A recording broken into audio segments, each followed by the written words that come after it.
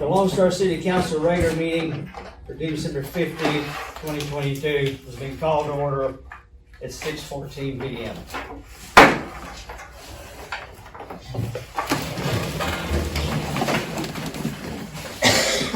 Father, we thank you for our city. We praise you for all the blessings that you bestow on us. We thank you most of all for your Son Christ as we enter this time headed to Christmas. May we not lose sight of what this holiday is all about. It's the celebration of his birth. I pray blessings on all the families here. We pray for wisdom on how to perform the city business properly so that it be for the benefit of the people who live here and those that work for us. We pray all these things in Jesus' name. Amen. Amen. I pledge Allegiance to the flag of the United States of America and to the republic for which it stands, one nation, under God, indivisible, with liberty and justice for all. Before we get started with citizens' comments, council, I want to advise you of something. Turn to the second page. If you look down at executive session 7.1, 7.2, and 7.3, and the issues that are being discussed there, there's a caveat to that tonight. When I was looking at it, I was looking at content. I was thinking of the dynamics of the discussions that might occur, but I did not look at structure. If you're going to discuss something in executive session, it has to be listed in the items that you're to discuss. That was an oversight on my part. That being said, we will not have an executive session tonight. I'm scheduling another meeting for Monday where we'll discuss these three issues. I called TML to see if there was a way that we could get around it, and they said, no, if you didn't list it as an agenda item, you can't go into executive session. So it's my bad, my fault, buck stops here. We'll pick it up Monday. 6 o'clock, Mayor. Sure. 6 o'clock Monday. 6 o'clock Monday. The agenda has already been posted at the front door. Tina will hand those out to you tonight so that you have them. I'll pass them over.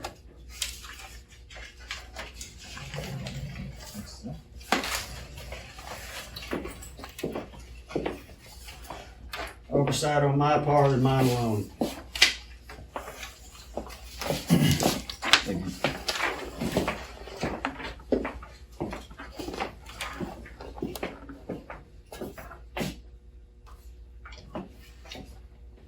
Citizens' comments. Has anyone signed in to speak? If you want to speak, please raise your hand.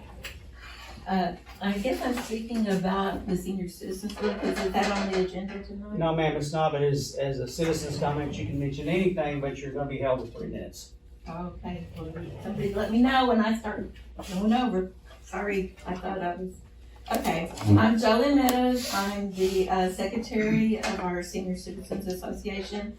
And we appreciate the funds the EDC provided to restore the building so we can serve the senior citizens of Lone Star and the surrounding communities. The money was used to replace the roof, flooring, and the HVAC system, in addition to painting inside and out, updating lighting. I may talk faster now that I know that. Buying a refrigerator, replacing the toilets. We currently have a balance of about $5,500 in our checking account.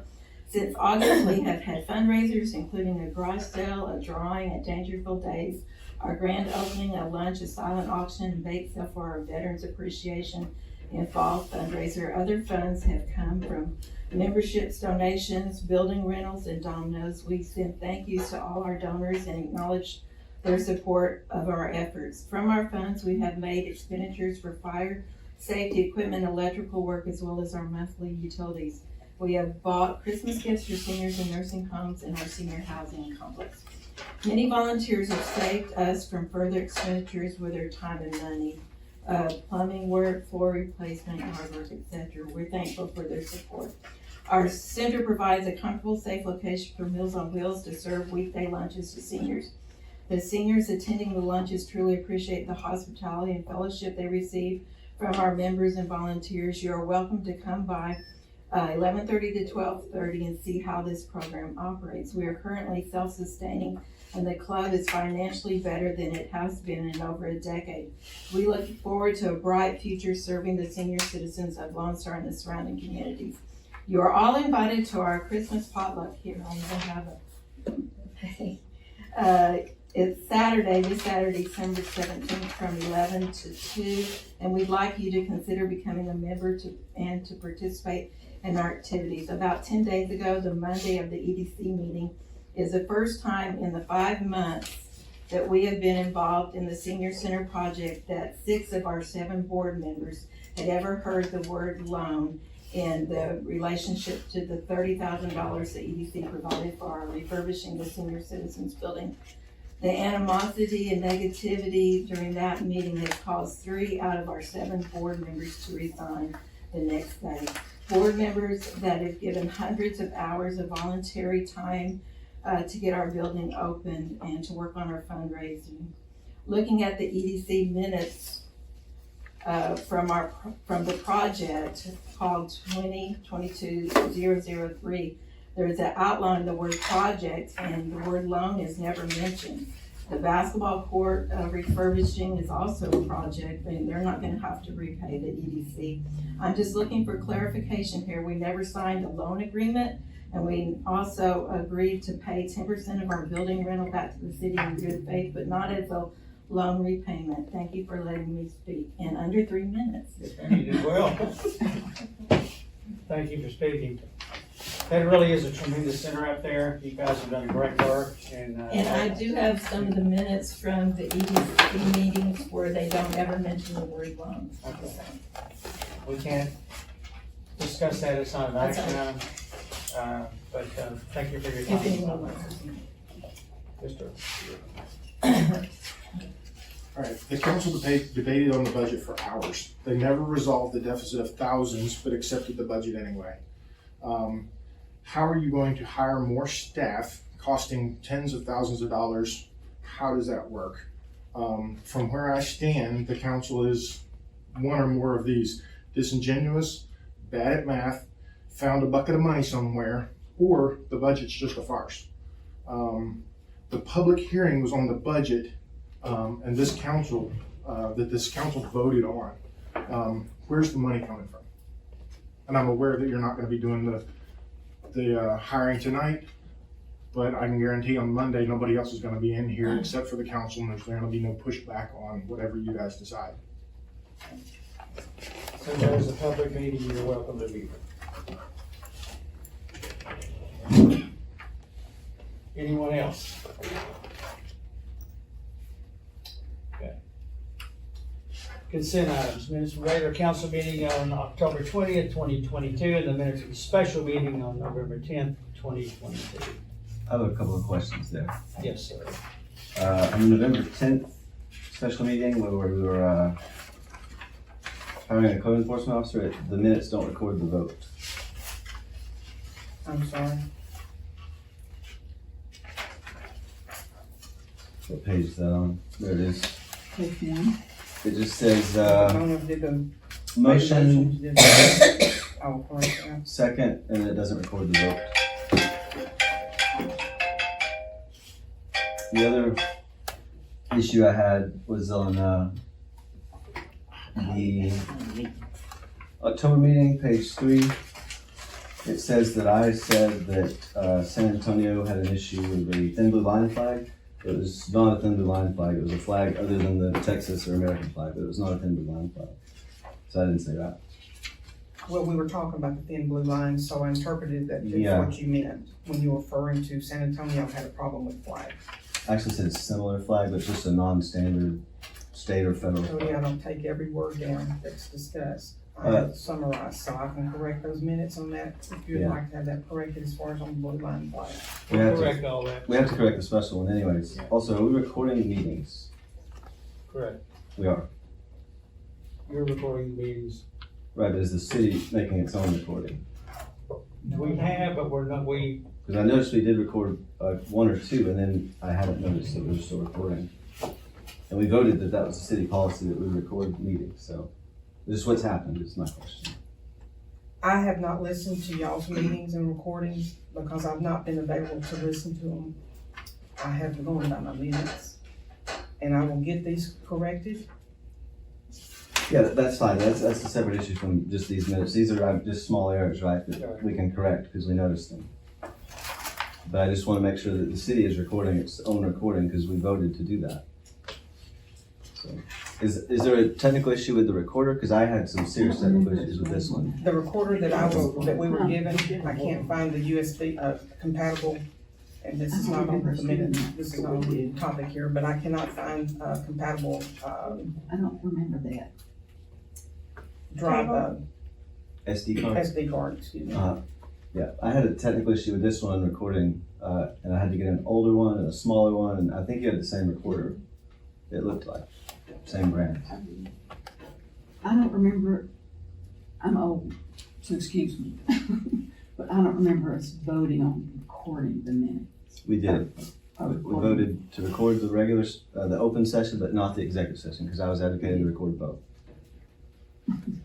do you recall what meeting that was? It would have been the first or second meeting, so it would have been May We or June. discussed also using the ones that they had, so. We'll go back and listen to it and make sure we're. Okay. we I don't correct that remember part. us voting on that, but like I said, We were I'm going old. to use the recording device that was given to us, but I've not been able to find an SD card that fits it. So I've got to try another route. But because of financial situations, I have not gone and tried to buy another one. Because we don't have any money. And we tried our phones and that was not adequate to do that. But we did record one meeting at least, didn't we, with that recorder? No, Yeah. have not. No? The Okay. last recording I had was a go-to meeting on this phone here, which uploads, and they've gone in and changed the contract on go-to, and I can't record on those now. Lou, I'm sorry, Lou. No, this was just in addressing, the minutes and the recording of the minutes, so. So we'll correct that. We'll look at this issue, recording the minutes. And I can definitely help you with finding an SD card, because I dealt with a lot, and I think it's the Okay. same brand. Great, thank you. So consent items, minutes of October 30th and November 10th. I believe that they're gonna be corrected. Do I hear a motion that we accept that and go on? Pending correction of the minutes. I personally don't really understand the logistics of that, you know, how that, you know, you can vote to approve it and then it's corrected later, that's fine, whatever. I may vote The no, caveat is we'll Yeah. approve it with the corrections. I may vote no, but I don't have an issue with you voting, you know, yes, I don't know, so I don't think it's a So problem. do we need to correct them this second? You can't, I don't know. you can't, it's impossible. The caveat is that we'll correct them, but in going forward, you wanna go ahead and accept the minutes. I make a motion that we accept minutes, the corrected minutes Okay, as presented. second, I second first, second, everybody in favor, say aye. Aye. Any opposed? Not really. No vote. Reports 5-1 through 5-7. You had an opportunity to look at that. I had several questions. Yes, sir. On the police report, this is a very basic question. There's actually just, I'm trying to figure out what letter is on the hole punch. Like, it's on the page on the police report before November. So, it's call type description, assistant civil matter, criminal trespass, the last one. It says elect, it's probably obvious, but I couldn't. Just right here. That was the hole punch, took out that letter, and I'm just curious. Yeah. I mean, You're talking about on 11-1 to 11-30, or are you yes. talking 10-1? 11-1 to 11. I was Call looking, type description is K-9 other, civil matter disturbance, other and theft. I was actually looking at October, I figured it might be the same, but it's the page right before November. Okay. Yes, just a minute. Call type is gonna be assistant civil matter, criminal trespass, disturbance, illegal dumping, information, missing person, other, and select. Select. Wasn't sure. Other question I had about was the animal violations, but he's gonna answer that thoroughly later. Yes. Another question I had, assault and burglary, that's not handled in the city court, right? Stuff like that goes to the JP or the district court. Assault, it depends on what classification is on assault. Class C assaults can be handled here. Anything other than Class C will be handled in the county court. Okay, so is a Class C assault a misdemeanor? Yes, it's, Just curious.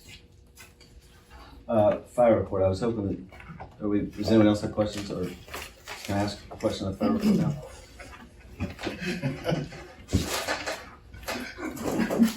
Okay, fire report. There was 2 months worth of fire reports, and it said everything's, maintenance is in good shape. My question was about fire hydrants, are they in good shape?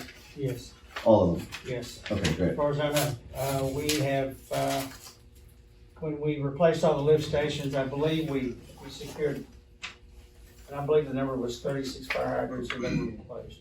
So we don't need any more new ones? No, that's why we have reached out to Texas Water Board to Okay, take their offer of 6 additional. yeah, that's why I was asking that question, because it then comes up in the. Right, they water questioned us about that, and were bewildered why we didn't take them up on it, and we just don't need them. And in the public works report, it says the KSA engineering study on the Serenity Housing Development has been completed. The city didn't pay for that, right? No. I didn't think we did, I just want to verify. And then most of my questions are about the water district report. Okay. Let's see what page that's on.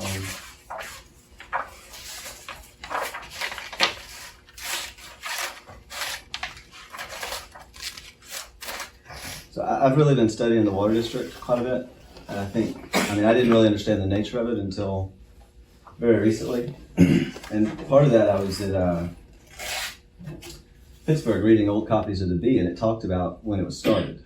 And then I looked on their website and everything. In the 50s, all the member cities, there were 7. I thought there were 5, and I learned out today there's 7. And in my email to the auditor, I said there were 5, but there were 7. So they all voted for bond debt to build the dam to Bank Lake of the Pines. Right. City of Lone Star, the people here. And so we are the water district. We're members of the water district. I mean, in the sense that we represent the citizens and the citizens own the city. We own the water district, sort of, a part of it. Like, we're an equal voter, like our representative. And so I was looking at a couple of things about Walt Sears, who just retired. Yes. And actually someone from another member city had told me about this. In 2000, so it says Walt Sears' retirement was November 3rd at the Legacy event for his retirement social. And in 2017, he had a $10,000 raise, and it comes up in the second thing, because he's retiring and he's also gonna maybe get $5,000 a month for other services. Right. So he had an $8,000 raise in 2016, $10,000 in 2017, $15,000 in 2018, $20,000 2019, $20,000 in 2020, and he's now at $222,000 a year. And the governor's $154,000 a year. So, and then I read through all of this, and it says, please take advantage of the fire hydrant program to replace dysfunctional fire hydrants and install isolation valves. But we don't need any fire hydrants, right? Right. And I've heard people talk about it, that they were free. But understanding more of the nature of the water district, it's not even like when there's federal money that's a grant that you can kind of say it's free because we're such a small part. But in Austin, there's 7 member districts, member cities that, have oversight through our elected representative. Each city has its own representative. And so then the second part, which is the December 1st, I don't know what this is, it's an email, I think,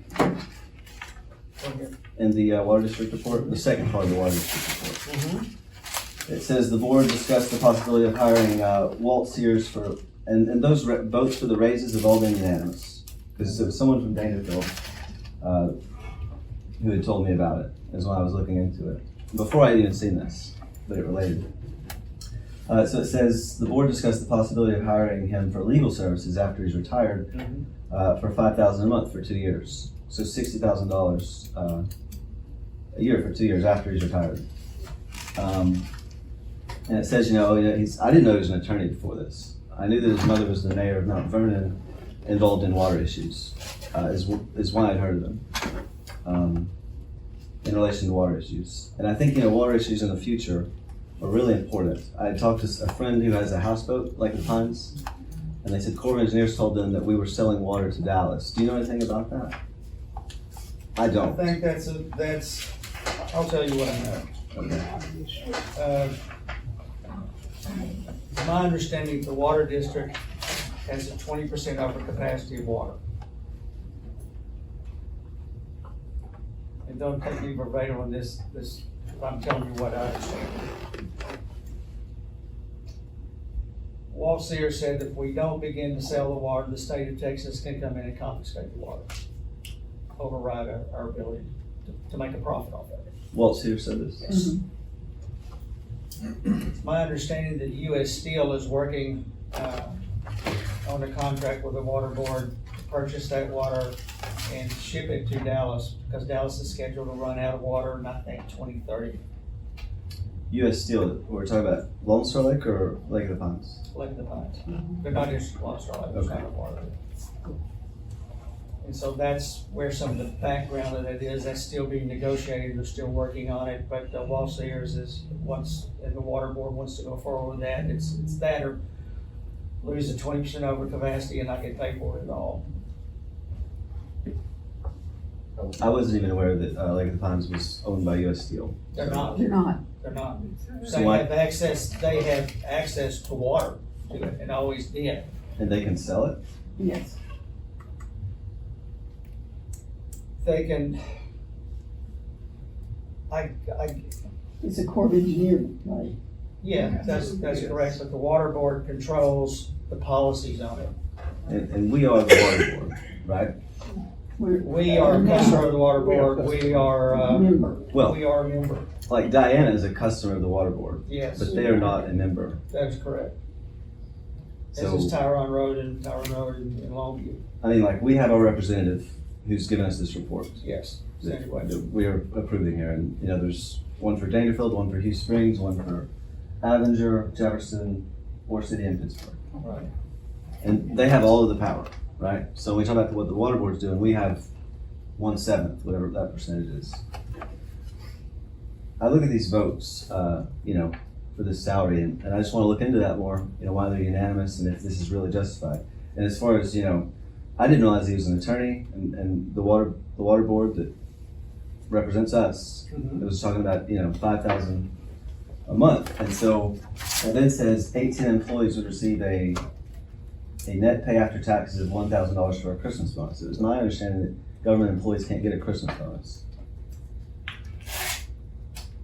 I don't know anything about that, to be honest with you. I think if you have a question about it, you're gonna ask me questions that I can't answer. Yeah. I would get with the water board, attend one of their meetings and question them about it. They're the ones who make that decision. It said this in the second part of the report also about a Christmas bonus. And I read where school districts and counties in Texas, the Constitution says you can't give a Christmas bonus. And so if Walt Sears is gonna be a legal expert, I think it's worth finding out, just for the purpose of, is this happening? Is this legal? If it's not, why wasn't Walt Sears advising us on it? And why are we gonna pay him $60,000 a year after he retired, And we're only 1/7 of the water board, but we could be one voting against the others, or maybe we could contact our representative in the water board and say, hey, here's what we're looking at. Have you looked at this? Do you agree with this idea? Can you sell this idea to them? I think you need to talk to Walt Sears Or Sandy Wexler? or Sandy West. I would contact Sandy Wexler, find out when their next meeting is, and ask to attend the meeting, and then ask those questions. All right, that's all I have on you. Thank you. Question on the EDC report. Okay. So there was a meeting on the 5th, right? And that's what the December report mostly refers to, I think. So there was a fence installed, right? Yes.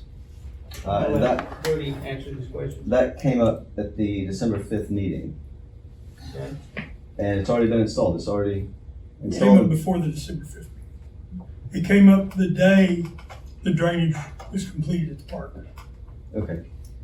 But did the city council vote on that expenditure? No, because it was an extension of the drainage project. The fence was? Yes.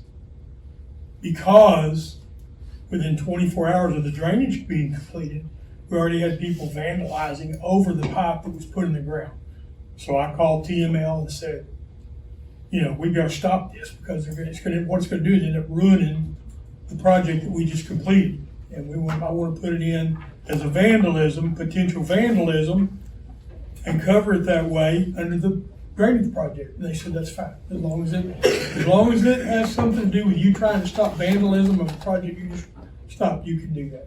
And the whole park project has been approved, so it's a moot point. But every expenditure of the EDC has to be approved by the city council. And And that it's not the position of the EDC or the city council, this is the question I'm asking. Sure. Is it the position of the EDC or city council that we've said it's a park project and then we don't have to approve any expenditures? No, we come back every time, with the exception of an emergency, which this was.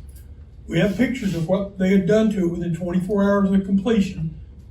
And the contractor told me if we didn't do something about it, it was going to be in the same shape it was before we spent the money to get it done. When I called TML and asked them, I said they're vandalizing what we did.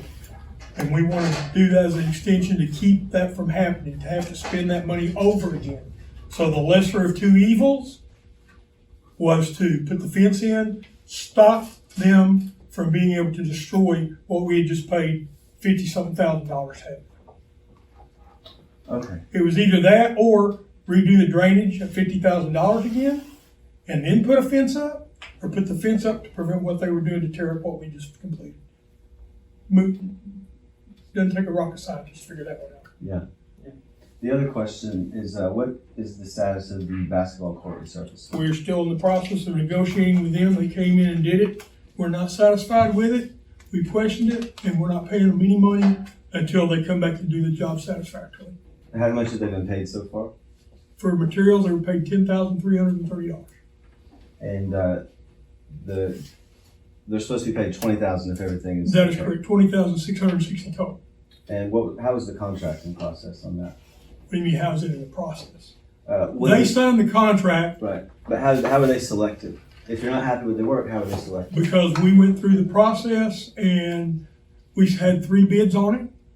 And since they were a small business, female owned, they were selected to do it. Okay, the projects they had done in the past, we had reviewed them, they didn't have any problem, there was no bad problems with any of the jobs they did, but this one, when they did it, it was inadequate. And we questioned them on it, and we're trying to make them fix it with any additional expense. We're not spending we have their money ready, but we're not giving them another nickel until it's done like we want it to be done. Have you seen it? I looked at it today. Pretty close. I looked at it earlier, but I didn't get down and really look at it. They didn't follow the contract on what they were supposed to accomplish. It appeared that their surface material was like a gray color and they painted it very inadequately, very poorly. Right. Whereas like the Home Depot basketball court resurfacing buckets, which were $222 each, came in 3 colors. And the color was throughout the material. And were they supposed to do something with the cracks in the concrete? They were supposed to seal Because the they cracks, I know. Yeah. Yeah. Yeah, that's one of our big points of contention with them. They didn't go all the way up to the edge of the basketball court. When they did put the quote unquote paint and sealer on, as you've been up there, if you can tell if you've been up there, it's inadequate. It looked like they took a 5-gallon bucket of flat paint, put out there and rolled it on the roller and walked off. It doesn't have a shine on it. It's supposed to be a 1/8 inch coverage with a sealer, so it gives it a like new appearance. That's not done. And the striping looked Correct. The striping is not done correctly. like it was sprayed and they didn't mask it very well. Correct. If there's We've already $10,000 addressed- worth of work there, I don't know where it is. Yeah, we had the lady who is the majority owner in that company at the last EDC meeting, and we expressed to her that we weren't giving her any more money. She thinks the job's adequate. And I told her I didn't think, I don't know how she could come up with that conclusion, but whatever the other members of the council want to do, since I don't have a vote. And she said, well, we'll come back in and fix it. But she said, we won't redo it. We won't strip it off and do it unless you pay for more materials. And I said, well, that's our point of contention, because we're not paying for more materials. How long did the job that they did take? Less than 12 hours. Did anyone see them do it? No. No. Because they were told that they could do it on a Sunday by someone. I don't know who. Is there a receipt showing what materials they used? I'm trying to get that down. Is legal action being considered? Yes. Okay. Something else I think I noticed is that the court is 80 feet by 45 feet, which is slightly under Right. regulation. Like, Which is and I don't know why that court is that dimension. I can't answer that question. I know we had 3 different people measure it, and that's what it comes up to be. I don't know where they're measuring it to, but, you know, we, and then it also says on the report, it says, we have contracted to have new goals and backboards built. those are already done. They can't be put in until we make sure that the court is done, because what we have done, we had 3 bids again. And 2 of the 3 bids did not include installation, and the type of backboards they were used were the type that we put them up, they could be torn down just like the other ones are. So the type of backboard and goal and post that we're having made out of will be made out of a solid steel material, will not be able to be torn up like these are. They'll be sunk 5 feet in the ground, so there's no moving them. That's why we can't get them put up until we get the basketball court right, because once they put them in, there is no movement. You will not be able to move at all. But it will prevent them from being torn up in the future. So they'll be custom fabricated. Yes, they were custom fabricated. What's an idea on the price? $4,400 for both installed. Whereas if you look at out there on anywhere on the internet and do research, just the post and the goals are going to cost anywhere from $2,000 to $4,000. That does not include installation, and it also doesn't prevent them from tearing them down again, because the material they're using. To buy a commercial grade basketball court that was never done up there would cost you anywhere from $5,000 to $10,000 if it was done by anything else. We had them fabricated out of steel. They won't be torn up again. Once they're put in, they'll be there. And when did the council authorize that expenditure? When they authorized the basketball court to be done. Okay. A couple questions about the financial reports. Thank you.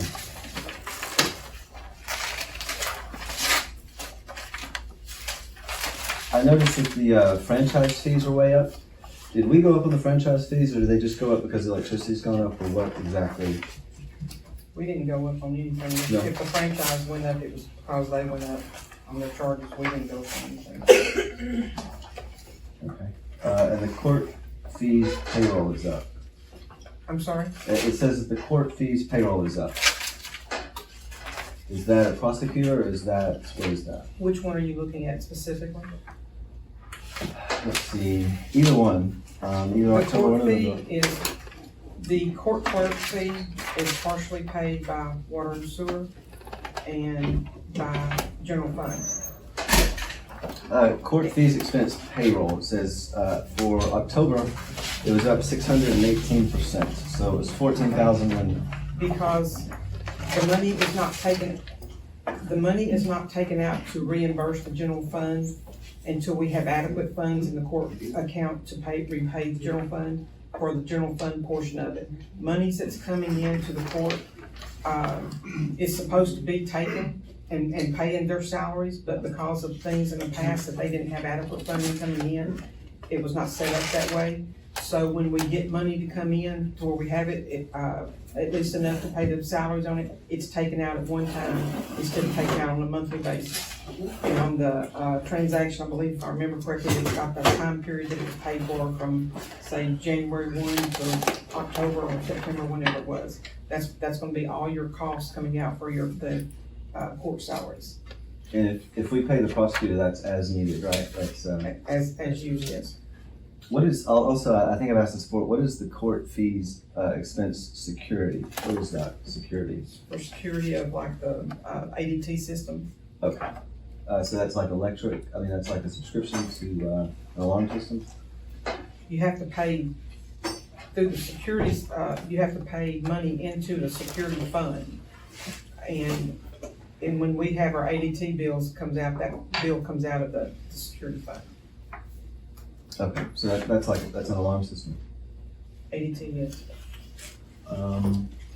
Also, on the general fund, the net, ordinary income, page 5, for October, shows 0%.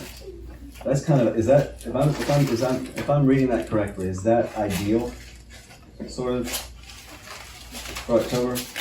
Like we've taken in as much as we spent? you're talking about net other income. Net ordinary income. Your net ordinary income is 1,600 in the red. All right. Why does the budget variance show 0%? Where are you looking at budget? Just variance? one column over.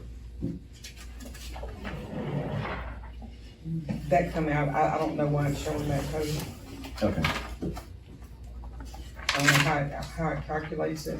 And the next month it showed on page 10, 646%, which I thought meant the income's greater than the budgeted. Like we had budgeted to spend year-to-date 3,254, and we collected 21,169, if I'm reading that correctly.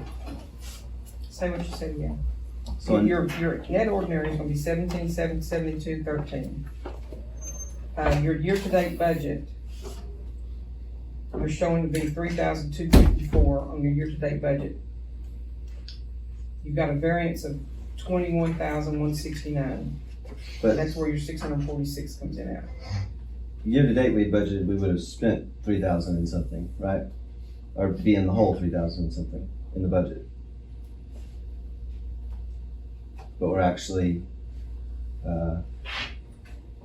17,772 in the black. According to that, you're 17,772 in the black. Okay. But because of our budget, let me think about this for a minute. So the 0% of the previous month, the way I'd interpret it was expenses and income were equalized. And in November, we'd taken in a lot more than the budgeted amount for this month. I mean, I'm not saying that means we're gonna keep, but we had budgeted year-to-date for, we would have spent 3,254, but we're actually, Well, on your budget, when we did our budget, when we have X amount of dollars that we budgeted for, it is broken down by 12-month period. Unless we know that we have certain bills that come out in certain months, like quarterly or whatever, and then those are put in quarterly. So, I'm not sure I'm understanding what you're asking, but for our year-to-date budget for the 2022-23, we're 1615 in the red. From October alone, we were 1607. hold on, go back. You were on page 5 there when you were speaking of that?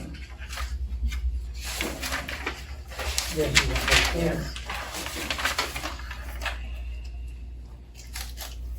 And you were talking about the 1,600 in the red.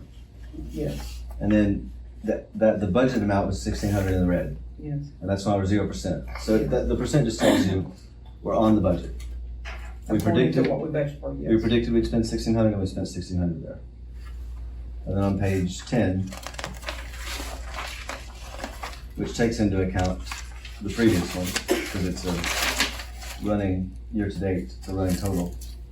We predicted we would be 3,254 in the red, but we're actually 17,772 in the black, which is 646% more. And that's good. That means we've taken in a lot more than we have spent. Do we know why that happened from that month? Was there a particular income that was unusual? Well, for one thing, it's 2 months combined, it's October and November combined. But the budgeted year-to-date takes that into account. So that point doesn't really affect.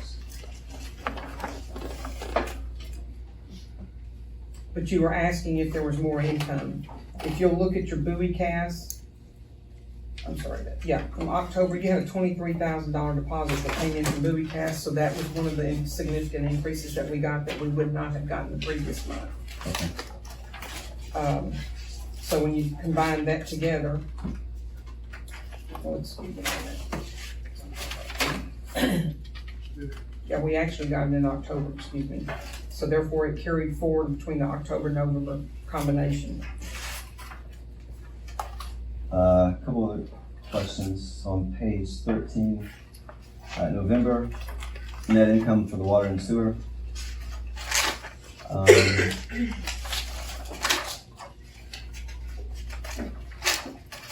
So the budget predicted we'd have negative 223,224 For the whole year, for year to date. yes. Not for the whole year. And this is just October, so the whole year there is 1 month, right? But we actually had, But that's your budget, that was your budgeted amount. These are real numbers that we put in based on our budget that was in the red when it got approved. That's the numbers that we're talking about there. But- And actually for this month though, you had in the black of 604.81 November, page for 10. October. Page You're back. 13. You said page 13. You're Sorry, back. 17 is November. So page 13, Uh-huh. I got under the general fund. Water and sewer, page 13, we budgeted that we would be negative 223,000 in the red. We're actually $604 in the black. Correct. And therefore we are 100% better than budgeted year to date. Okay, and then page 17. But this number Cody, this number that you're showing in here, year-to-date budget, that's what's keyed in the computer. That's what our numbers are coming from for our comparison value. Like when y'all approve that budget, I have to go in and manually key those numbers into the computer. So that's what it's showing. That's gonna be our baseline. If we would have had $200,000 in the black, based upon our budget, we would have 200,000 showing here. So what it's doing is showing what y'all voted on as a budget. That's the negative 223. Yes. The actual, in comparison, is $604 in the black. That's the actual expense, that's actually everything accumulated. And then page 17, which should be the same thing with 2 months taken into account instead of 1 month. Sort of the same situation. The budget says we'd be 225,000, 26,000 in the red, and we're 28,000 in the red. So, I don't know. Is there something I'm looking at that I'm not quite understanding? That value, I'll have to find the formula, but that value takes in consideration of all the numbers that are your income coming in versus your expenses going out.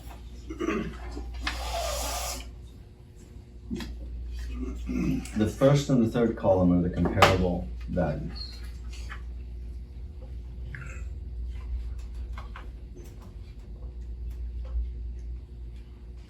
Right?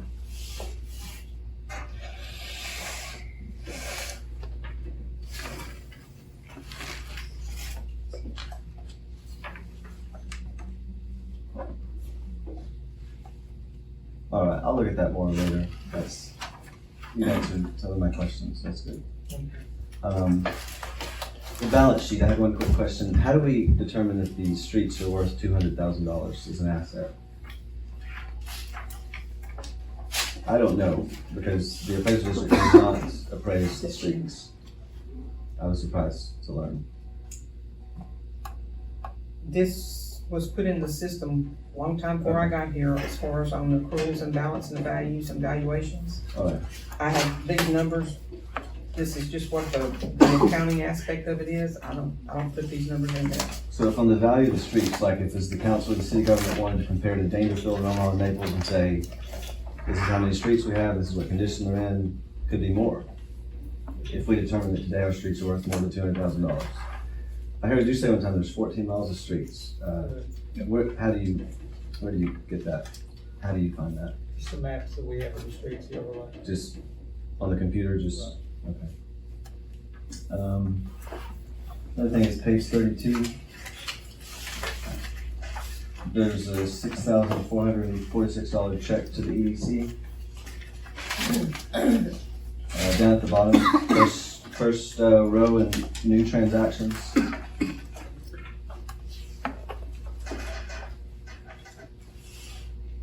Yep, that's where the city pays the EDC their percentage of the taxes coming in. Okay, that's those.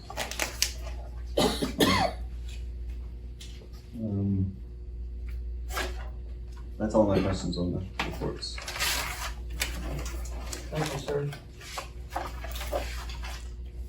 I make a motion that we accept reports 5.1 through 5.7, A and B, as presented. I second. First and second to accept the reports. All in favor say aye. Aye. Any opposed? Not voting. 6-1, action items. Review, discussion, possible action on fencing the city on right-of-ways of private property owners, authorizing the mayor to direct a letter to the property owners at 529 North Main Street. The alderman instructing them to remove the property and fences from city on right-of-way, table from previous meeting of October 2022. Item 6-6. Go ahead. Well, I looked at the minutes from the other minutes that we were going to see if there's been a variance granted. But I presented that meeting in October, you know, the deed records and everything, so that the street, you know, which includes the, by the way, and if you notice, they had surveyed their property across the street, and it's about equal, 12 feet on either side of where the curb is. And you said you had spoken with TML about whether you can fence off public land, and I know that you can, and you can charge people with trespassing for trespassing on public land, but not a street. So I don't know what if you made that point to them that precisely.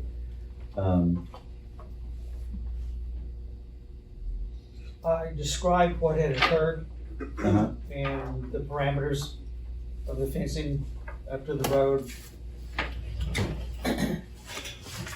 And they told me that that's a variance that can be offered by a city. You can vote on that. That's a council decision. I then called Stan, our legal counsel, and he said the same thing. So we have gone back and have gone through meeting minutes trying to determine when that was done. And I was advised that they spoke to Trent, and he said that it was done. Chief, what was the name of the mayor who was Mayor Rushing. Mayor Rushing? Do you know her? No, never heard of her. No, Down nor Russian. I. She used to live over there. Oh, maybe. Yeah, that sounds. And what year would that approximately been, Jerry? Because we've gone back to, I think, 2014, and there's nothing in our meetings, minutes there that I thought it was more addresses it. recent than that. It's been about 8 years. I think Nick was the mayor when that happened. Who was? Nick This was. is when they fired Kathy. Well, Trent told me it was Mayor Rushing Oh, well, it may be. was the mayor when he put it up. Oh, He okay. said he just recently added the You front know, part she of had, it. Oh, she had come in. oh, okay. Yeah. So when he extended it, Mhm. oh, okay. But you know, there's a sign on it that says trespassers will be prosecuted. You can't prosecute. You're not trespassing. It would be one thing to bar the whole public from trespassing, but you can't gift it to one individual. And if he leaves, like it's for sale, right? So if a new person's there, does that continue forever? Have we Is this an attempt to abandon the road or?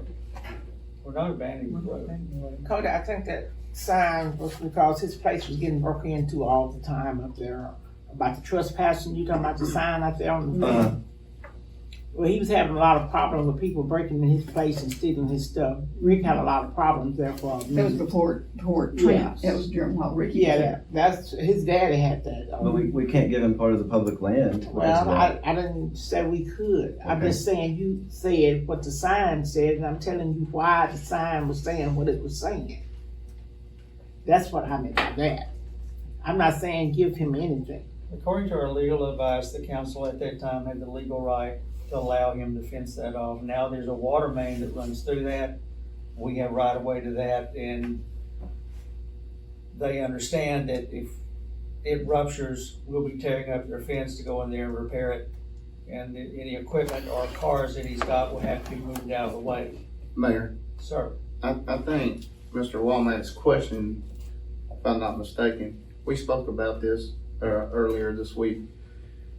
If somebody walks on the land where the fence is that belongs to the public, and it's on the other side of the fence, are they allowed to be arrested for criminal trespass or trespass? Or do we have a right to criminal trespass them from the public, that is off by the fence? it's a good question. Why would we want to, not enforce the public's right of access to the public property? My only guess is that it was authorized by a previous council, which was a legal action they could take to allow a landowner to fence it off. And so the current council would choose to, continue that in perpetuity, or? That's a decision the council's gonna have to make in this discussion. I'm not sure, albeit that that's been the case so many years. And these are just my personal thoughts on it. All right. If you go back and file something like that, tell them to remove it, you're gonna end up in a lawsuit over it probably. You think that someone could sue the city and win over their right to exclusive access to public property that they don't pay taxes on? I think albeit that a previous council allowed them to do so, If they weren't gods, you know, why would it, but the action was taken, and apparently the action was legal. why apparently?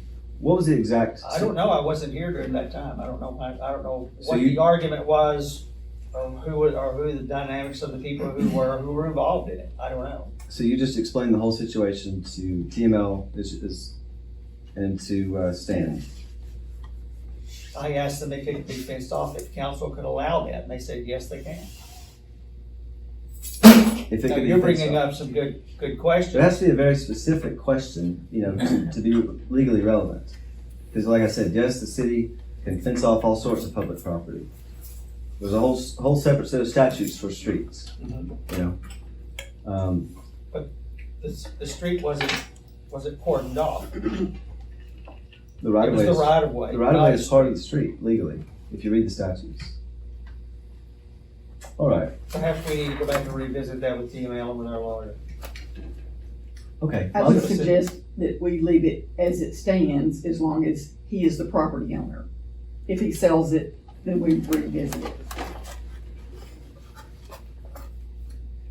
all right. I think we could easily sit down and call our legal team.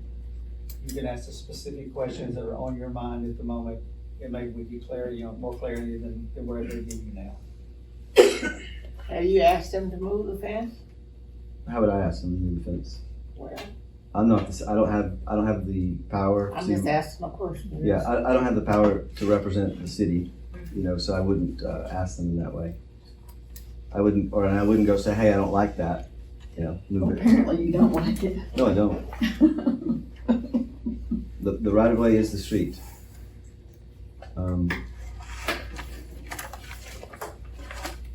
Do you want to meet up here one day and have a conversation with Stan or TML?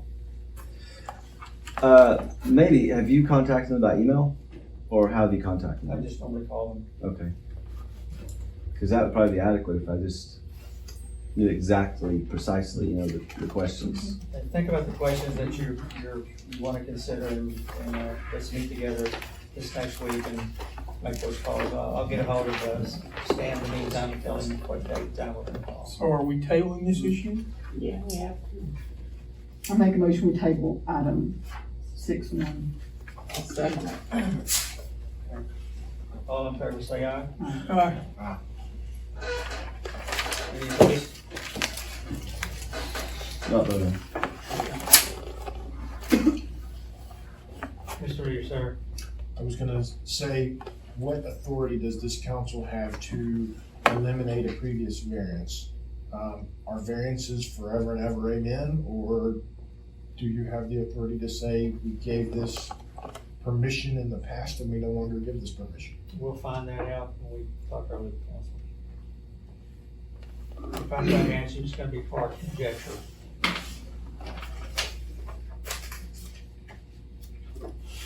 6-2. Review discussion, possible action by the council to approve the amended financial audit for the fiscal year ending September 30th, 2021, as presented by the audit firm of Arnold, Walker, Arnold and Company, P.C. Tabled from a previous meeting, October 20th, 2022, item 6-7, which includes status of the audit communications with the auditing firm. Council, you've got Cody's letter to them. It's right behind 6-2, approving the amended financial audit for fiscal year ending September 30th, 2021, is presented by Arnold Walker, Arnold and Company, to include status for the audit and communications with the auditing firm. Sir, comment on your comments in your email to them, please. I also have brought, if anybody would like a copy of the records of all of my communications with the accountants, with the auditor, and with TML over the issue. Would everyone like a copy? Nope. I would. I do, for the file. You want a copy? Thank you. If you have it in the future, we'll include it in the packet if you want. It's a public record, I didn't have it ready. Okay, that's fine. I was just saying that if you had it. I had to type up a transcript of a phone call. And, Are we approving ABC committee? Pardon me? Are we approving the ABC committee? Just make that on the agenda. Do you need to leave? I know it's going in. Oh, she's not feeling well. Can we, We're doing the what? she's not feeling So well. what are we approving what? For her to be in the EDC. Oh, Would it be okay? Yeah, We go can ahead. go with this, or they can go Out of order, sure. Out of order, that's I'm bad. sorry. No, Greg. in a different order. It's gonna be quick. So that would be down to 6-4. Your discussion, possible action to consider volunteer service application from Josie Ashton as a new member of the Economic Development Corporation, and you have her resume back. And tell us something about yourself. And I grew up in Lone Star, lived here until I graduated college. I became a teacher, moved to Las Vegas, Nevada, and taught for 30 years as an instructor in like primary, kindergarten through 5th grade. And at the end of my retirement, I came back home. I feel Lone Star is a part of me. It's an important place to me. I really care about the city and its progress, and I feel like the Economic Development Committee is, what do you call it? The Economic Development Corporation. Or board. Okay. Economic Development Corporation is a great place for me to serve in whatever capacity I can. I do have skills in education if there was ever a time when we needed that, but I have a master's degree. I was nationally board certified as a teacher. until last year, 2020. So, I just feel like I have a lot of knowledge that I could help in some capacity, and I would like to serve. We certainly applaud anyone who must make this town a better place. Council, do you have any questions? I make a motion that we accept Josie as part of the economic development. Do I hear a second? I second First and second, all in favor say aye. Aye. Passes. Thank you for coming. You're welcome. Well, Right, I'm sorry, I just don't focus. No, it's fine. Go home and get better.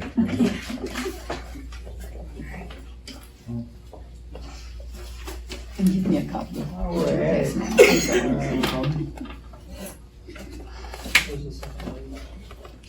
That's Mr. Reynolds, Terry Lee, 6:30. no, he's not here. He couldn't be here tonight. Did you want to take up the other EDC member? Yeah. Well, they're not. They're not here, Oh, so okay. she, I thought maybe I don't know if they have to be here to be approved. I have a question about that. How many EDC members do we have now? Oh, we had one resign. We have, hang on a minute.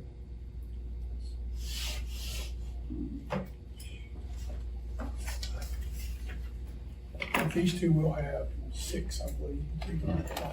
So we have one resign. We'll have 6, and then I don't have a vote. I'm on, but I don't have votes. They've got voting members. We have Terry Reed's application in the booklet.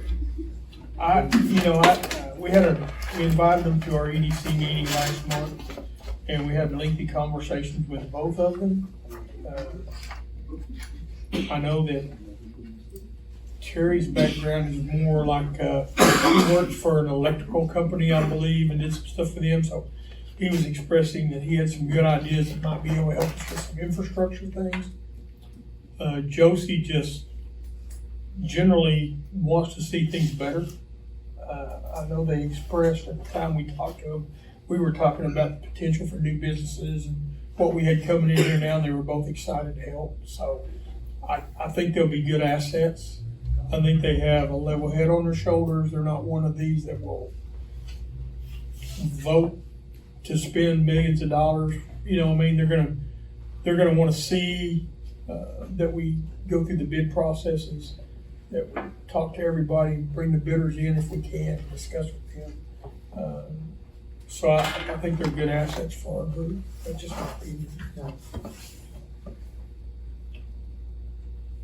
Well, in your exposure to them is rather brief in this room. You do have their application to look at, and you've heard Bruce's comments. There are motions that we go ahead and vote Terry Reed on the Economic Development Corporation.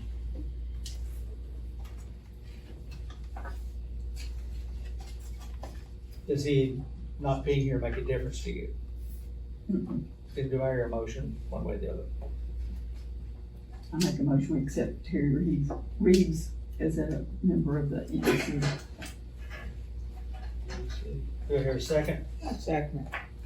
All in favor, say aye. Aye. No, but You're not voting. Passes.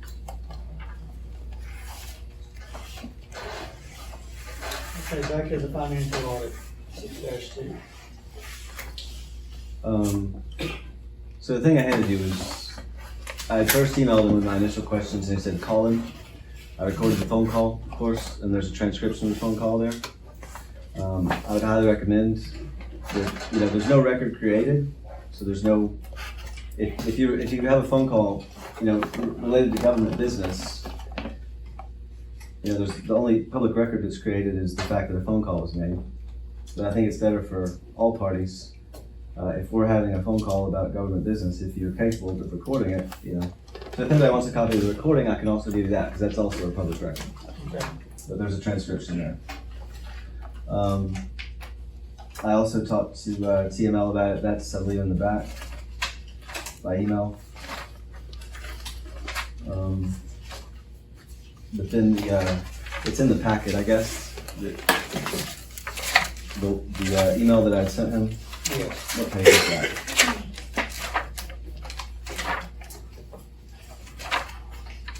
the question I had with TML, or the conversation by email with TML, I asked about the possibility of pursuing legal action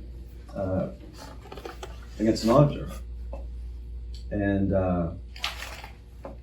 one of the things he said was that some cities don't get audits. And I said, well, it's required by law. How do you not get an audit? And he said, nobody enforces it. There's no consequence, essentially. So that was basically the extent of the conversation with TML. Should make you shake your head. Well, it made me think that it's not been an audit. I don't know. Possibly. Every other year, or if it's not useful. Okay, what is that? There we are.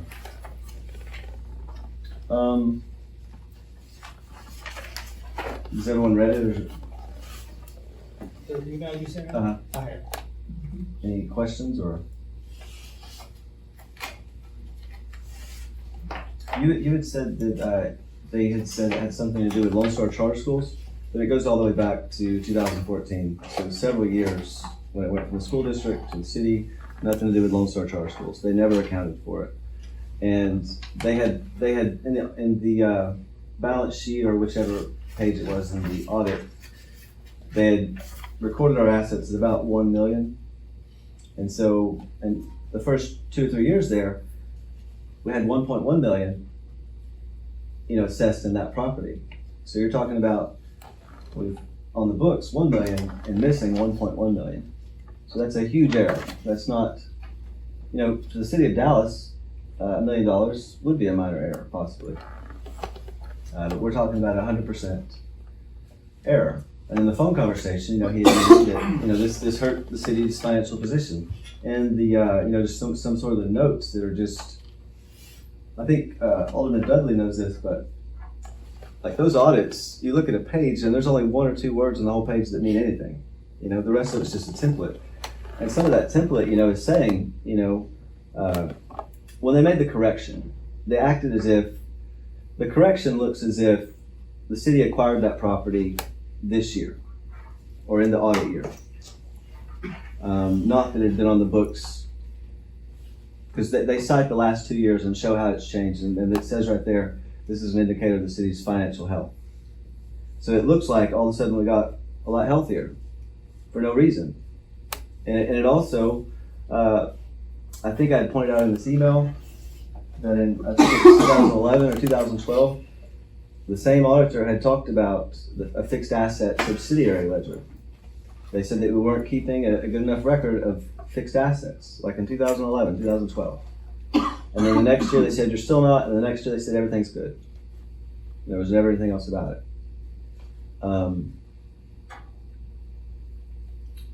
So, I saw that 2 days writing this email.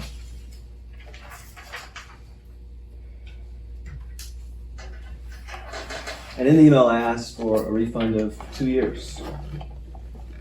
The statute of limitations in Texas on a case of like this is 2 years. And I'm not 100% certain if it's like the 10 years that it's been missed on the audit, 2 years from when it's first discovered. It is 2 years from when it's first discovered, but it's a fairly complicated matter of whatever, what would apply. Typically when someone sues an auditor, it's because taxes, like they got a fine from the IRS, and then they're trying to put the auditor on the hook for it. Our situation is really that we're on the hook for these fees when it doesn't seem that it's that useful. And then the last email that I got from Bob, he had said that he wanted the opportunity, his response to this email was, and it's in here somewhere, it's all in order. He wanted the opportunity to come to speak to the city council.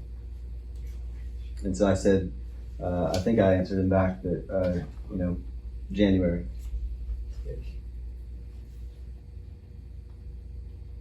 So your intent tonight was just discuss it, no action taken, we'll wait till he gets here, then have the discussion with him, and in the meantime, we can And I mean, further explore some of the legal. yeah, and think about, Issues. how the legal system works, how marketing works, Mhm. the fact that, like I said, they do a $30,000 audit every year for the water district, which we're really sort of directly over, or indirectly, or however you want to look at it.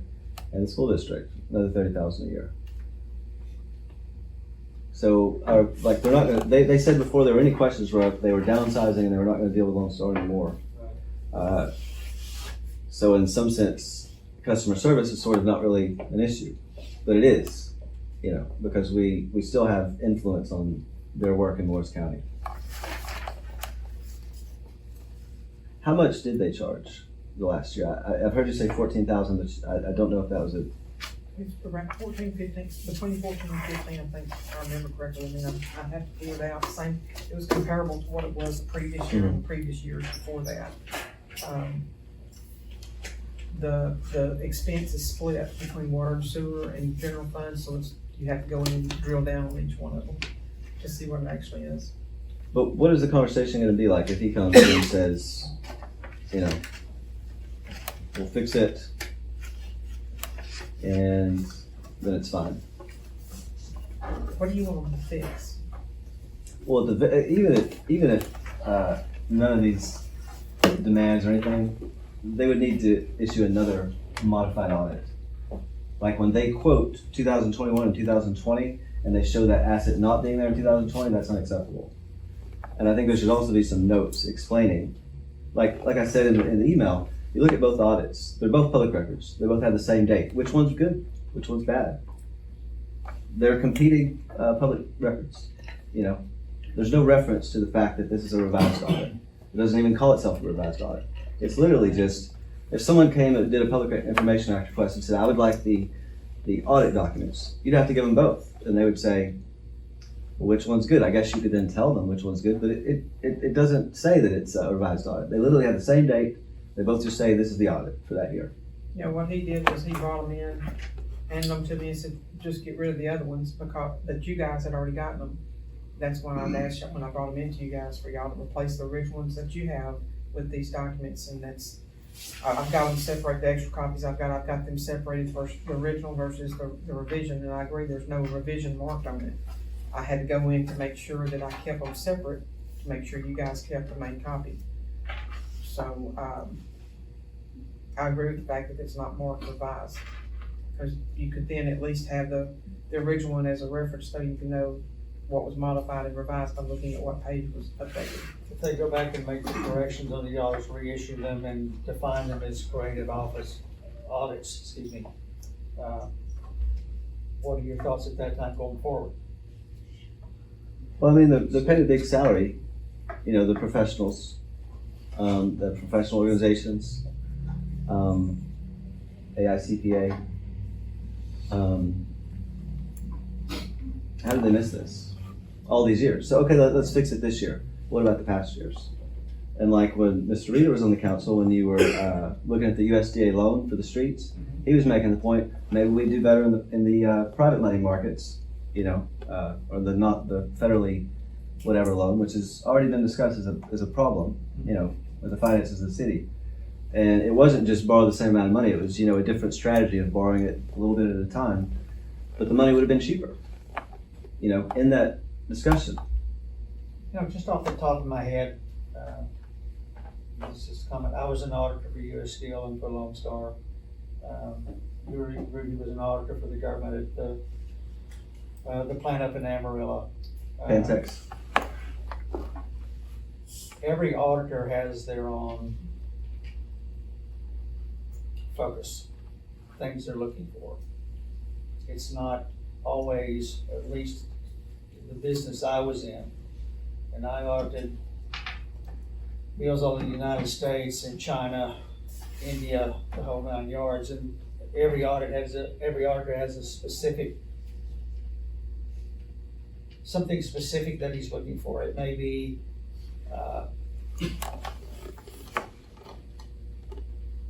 documentation, it always is, and that may bleed over into actual manufacturing techniques.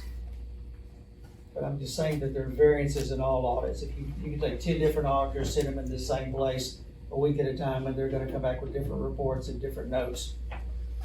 I'm thinking that that's what we may be seeing here, I'm not sure, but we need to have a conversation with them to make sure this is public record It has historical value, may have legal value down the road. It needs to be corrected properly. I'm with you on it. I just don't know why there's a variance in what we're seeing. Why some things weren't mentioned. Which variance? Well, the issue with the school, How did they miss it? yes. That's what he says in the phone conversation. How did I miss it? Like I told y'all before, whenever we talked about it, and all I know on it is what I'm told. I wasn't here at the time. Years ago, that when it was, however you acquired it. It was here for 3 years it was a property of the city. But I'm saying, but apparently, was it missed prior to? I mean, Yes, it was apparently never missed- accounted for until today. The old audits that you're talking about, can't really do anything about them per se, because they've already been approved and, they're approved and anything past 2 years is. No, you can't do anything about those audits as far as like revising them. But we're talking about damages to the city's position. And as far as like, how do you miss it? You go to the appraisal district website, real estate, City of Lone Star, copy and paste the table into Excel, add it up 5 minutes, and you can see that they're 100% off. What's the exposure to the city? Well, like I was just explaining, when, you were talking about how much you pay in interest with this USDA loan. There were discussions at the time.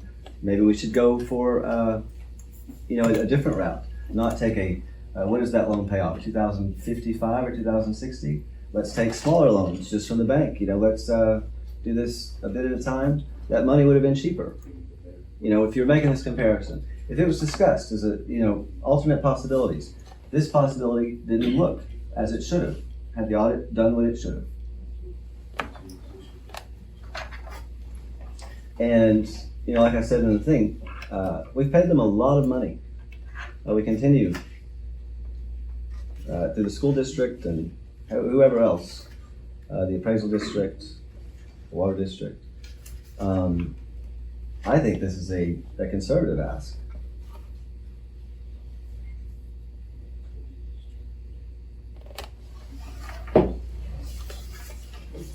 Any further comments you want to make on your communications?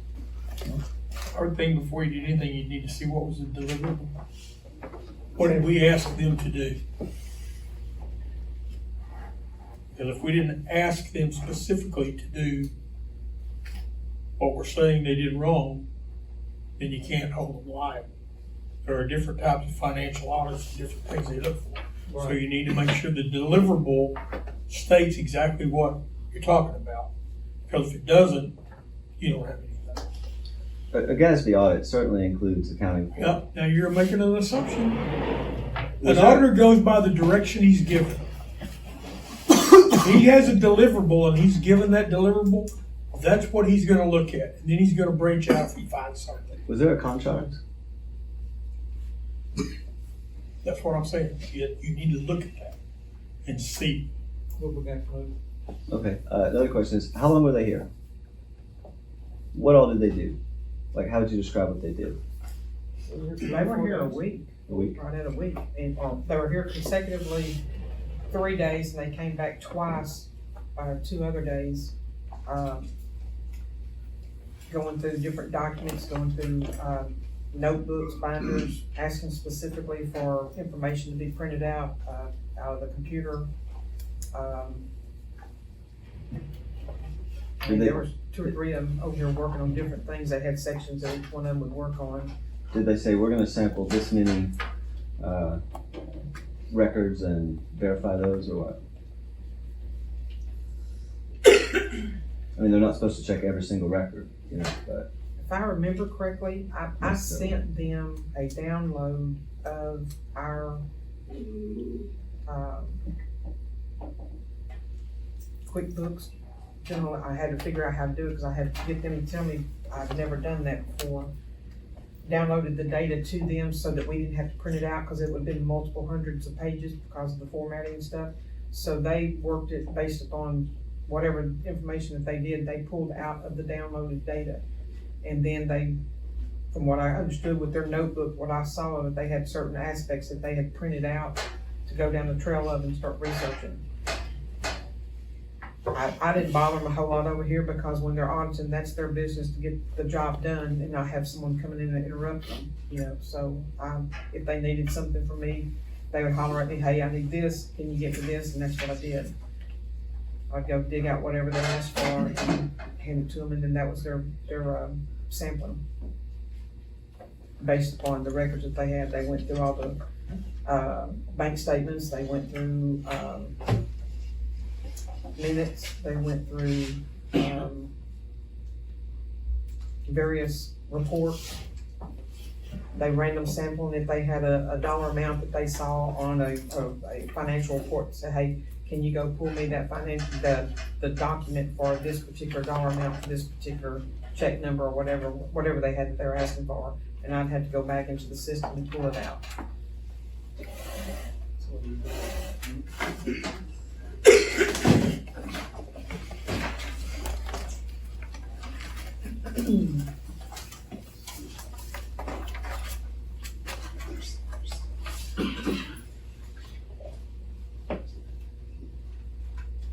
When they come back, in January, would we want it to be at the standard council meeting the third month in January, or would we wanna make it another day and just concentrate on the audits only? I don't know. Is there any appetite for pursuing legal action? I wouldn't know under what grounds yet. Well, I lay them out in that, Yeah. you know, But I'm not sure if that's viable. That's what we have to find out. Well, we have to pay them for their services and their time here. So we paid them basically for their services, and I realized they had a hiccup. Grant you, I know what it's like to have a hiccup.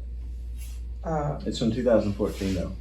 I understand what you're saying, and I can't answer for that time period. All I can do is from what, time I'm here. And what I explained there is this proposition, and as I said, I can't speak for the city council, I'm just one person. I said, I think this is reasonable. And if they were to go for this, then I could present it to y'all. This is in lieu of legal action. So this is versus whatever legal action might bring to them. Perhaps we need to have the conversation with them first. But what I see, like when auditors present to a local government board, they sort of come in and they're like, sort of an all shucks attitude and sort of, well, it's all very technical, I don't want to bore you with the details, and Bob's a very nice guy. There again, I say we need to look at the deliverable.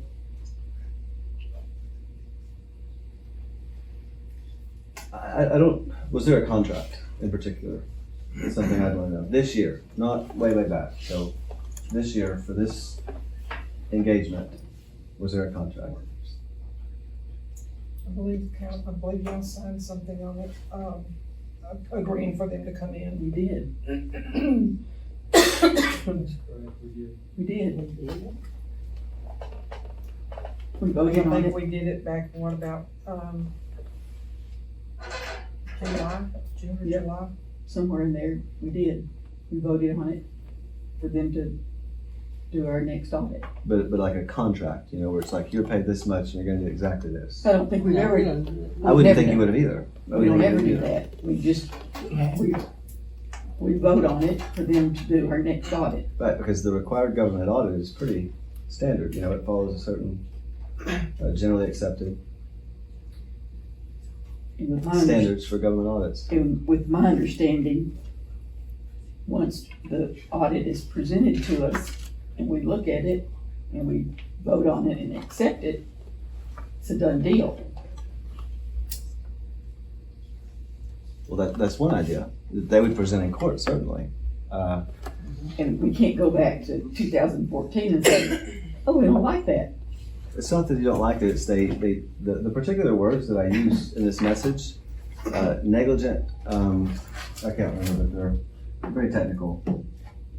Make reference to misstated audits and some of it, Negligently misstated or something. materially misstated. Materially misstated. Yeah. Because it's like any other professional, like a doctor or a lawyer, they have professional standards. And you say, well, we voted to accept it. And they made representations that were incorrect, both in the audit and in their answers to the few questions about the audit.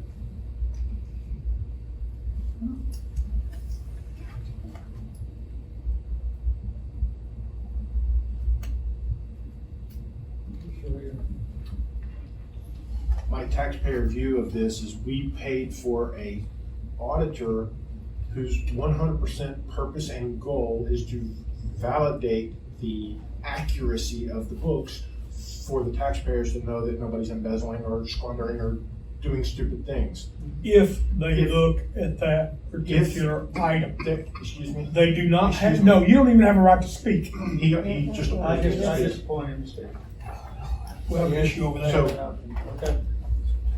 if they provided us with a broken product over multiple years, over $100,000 of my tax dollars, at least my little part of it, then I feel as though I, the taxpayer, the city, deserves some reimbursement for paying for a broken product. Understand, an accounting company, their signature is their 100% value. That is their purpose, is that when they put their signature on there, it's gotta be right. If we're paying for an auditor to do something right, and they do it wrong, then they didn't give us what we paid for. Okay. For over $100,000 over multiple years. Appreciate your comments, sir. Go ahead, Rick. I don't understand, I still say, you have to go back to the deliverable, because I've done probably 100 financial audits for millions and millions of dollars.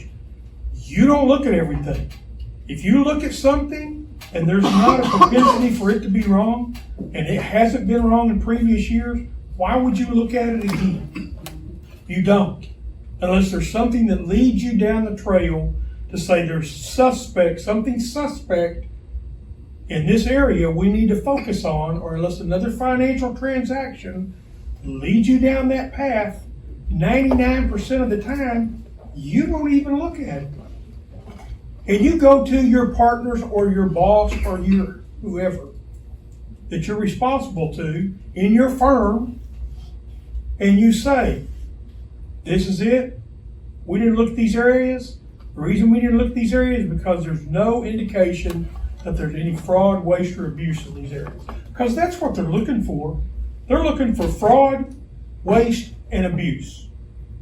That's what a financial audit does. If you don't have a transaction that leads you down that path and everything looks consistent with the year before, you have no reason to look at it. Unless you just off the top of your head say, we're gonna look at it. You just don't do that as an auditor. If you have an auditor that does that, that's somebody that's looking for a problem. That's not their job. Their job is to evaluate financial statements to make sure there's no impropriety, there's no fraud, there's no waste, there's no abuse, there's not somebody, double dipping the system. That's a financial auditor's job. Okay? So, I've done many of audits. I may have done 2 or 3 in a row. If it had to do with something, the value of a property, and the value of the property doesn't lead you to an indication to think that there's anything wrong with the records, that there's no transactions that's been done, unless you just go off on a tangent, you may not look at it. You may not. So you can't hold them liable for something if they're doing it according to a process. That's why I say, what is their deliverable? What were they tasked to look at? If they were tasked to look at financial transactions, and that's what they did, there was no change in value, in their opinion, from last year to this year that would lead them to indicate there is an issue with a transaction they should look at. So they may not have looked at it. I'm not saying for 8 years. I can't speak for them because I wasn't looking at their documentation. I can only tell you as an auditor, you don't go looking for a problem. You look at transactions and they lead you to problems. If you look for problems, you're not in the audit business very long, I promise you. I promise you. The situation you described at U.S. Steel, and that situation makes sense for an internal audit in an organization. But for an external auditor doing a government audit, the generally accepted standards for a government audit, you don't miss $1.1 million when only accounting for $1 million. I mean, that's not a little. just telling you, you need to look at the deliverable. And I have another question is, you just said a while ago that nobody should be representing themselves as something with the city legally or anything else. Why would you address the audit firm in the first place and put your name on there as an alderman saying we should be seeking damages whenever it didn't go through this council? That's my question. I'm not saying you're not wrong to question it, but there's a process to go Yeah. through, and you shouldn't have contacted them on your own and That's given fine. given them the idea that we would take financial money back from them. You don't have that authority as an individual. That's very. You can do it easily outside spelled the out. purview of this council, but you can't put your name down as an alderman and say, I'm representing the city and doing this. I never You can't did. do. Is your name not on this? Yes, Does it not say Alderman, City of Lone Star, Texas? Don't, you know it does. did It's I right say here, that black I, and white. did I say I was representing the city council? No. The audit says, here's our contact information. You just told them you would pursue, the city could pursue financial restitution from them in Morris County District Court. You said that in this right here. That could happen, could it not? But you can't do that as an alderman. Do what? What you just said in here, you can't do that. It has to come I through can this and anyone council. else can. No, not representing this council, you I did can't. not claim to represent the council. Your name is honored as an alderman right here. I said that if I know y'all what you agree to said, I that, read it. I would take it to the council and y'all can, I'm just vote on telling how you, y'all you want tell people they can't do this, and then you turn around and do it. That's not right. to. Can't do what? You can't go out and misrepresent yourself. I did You not. misrepresented this council by doing this. No. You can have your own opinion. You know what our opinions are like, but I'm just telling you, What are you they did like? it. You did it. What It's are right opinions here. like? It's in black and white, so don't deny it. You did it. The audit has contact information. It says any member of the public has any questions. So do it as a public person, not as an alderman of the city of Lone Star, Texas, without going through the city council. Where are you talking about here? It's how you signed it Where? on this letter, right here. Where you put your name on the back page. Let's see, I think it says sincerely Cody Womack, Alderman, City of Lone Star. What page? Right here. Here's your Uh, last page, Cody. The last page on it.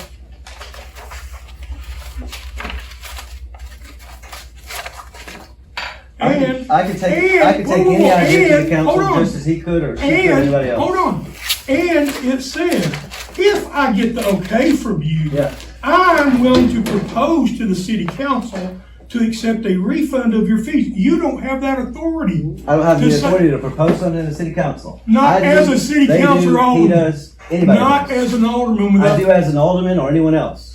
As No. a member of the public or an alderman. you can do it out in the public, but you're Yeah. representing this council. You can shake your head and throw your hand all you want to, but you know I'm right. No, you're not right. Yes, I am right. If you want to So discuss you're it, we saying can do it at I don't another have, I time. don't have the power to present something to the council.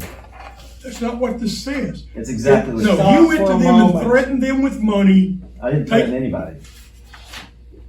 I said. it'd be I am short-term. willing to propose to accept a refund. Mhm. So what you're telling them is we are gonna ask them for a refund. Nobody here said that, but you. Right. As an alderman, I said if that was a good deal for them, I would present it to y'all. how do you know it was a good deal for them? That'd be their decision. That's why they need to come and talk to us. You don't need to be representing us in that discussion. I did not. Yes, you did. You did. It says Alderman, City of Lone Star, Texas. You represented you as one of us.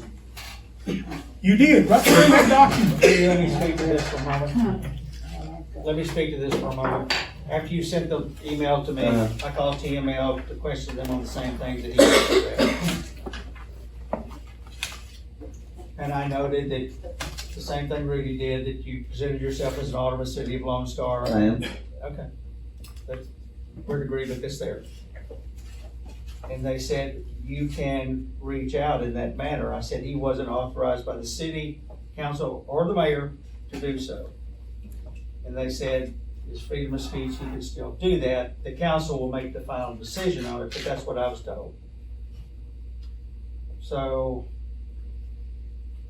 irregardless of what's been sent out, we need to pursue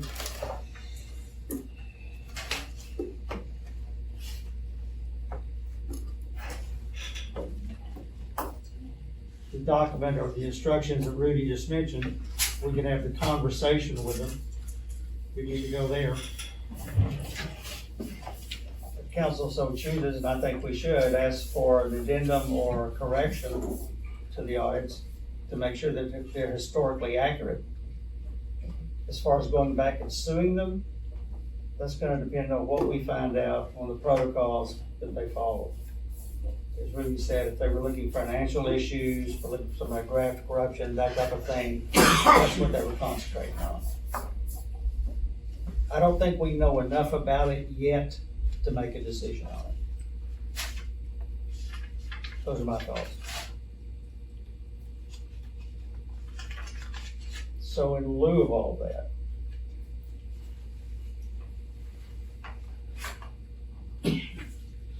what outline would the council like to use as we pursue this further? May I ask you a question? Yes, ma'am. For saving grace for in the future, on any issues that come about, it was my understanding as the council here that things that were discussed amongst all council members before anything action-wise was done as a representative of the city. Am I in error on that? I thought I Mr. Womack was understand. in error when he reached out in that fashion, but according to TML, he can do so. But is it He not, can't set city policy, council sets city policy, makes decisions on whether the lawsuits will follow. but is freedom of speech not as an individual? To me, I interpret it as an individual has the right of freedom of speech. Right. But when it's a representation of the city, that's when you make the term alderman. Only until you have consensus from the, I think that would have been the correct protocol to use to get approval to do so. And when I went to training down in also Houston, I believe that was what was told to me in training, What? that I could not use my term as alderman. because Like it's that. typically representing a whole I would entity. be- or I entity. understand that too, and that was my concern as well. I would be representing the city.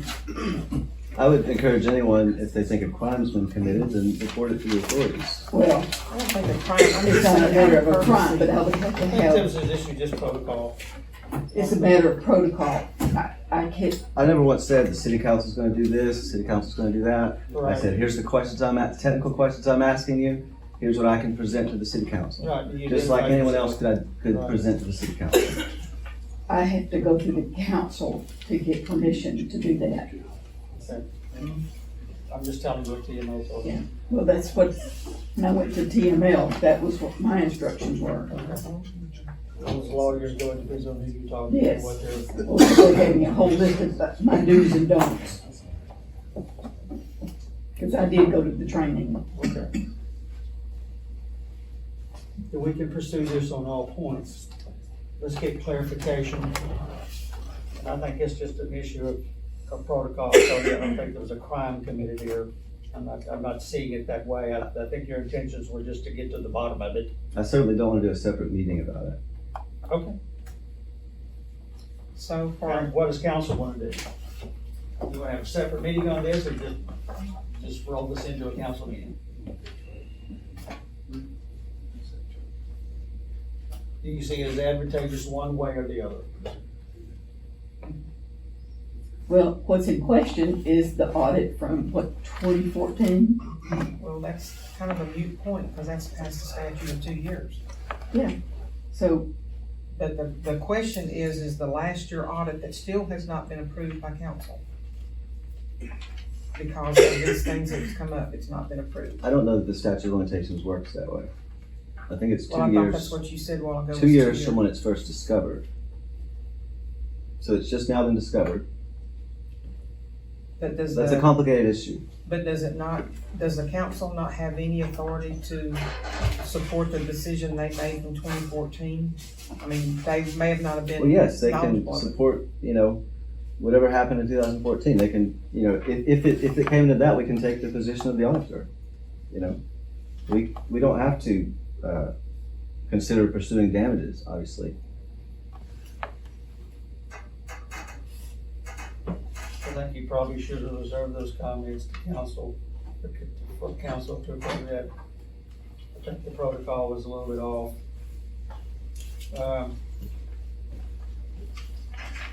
So at this point, we have them coming in, they've agreed to come in January to speak to us. He said he would like to come in January. I said I would talk to y'all, and We'll put it on the agenda.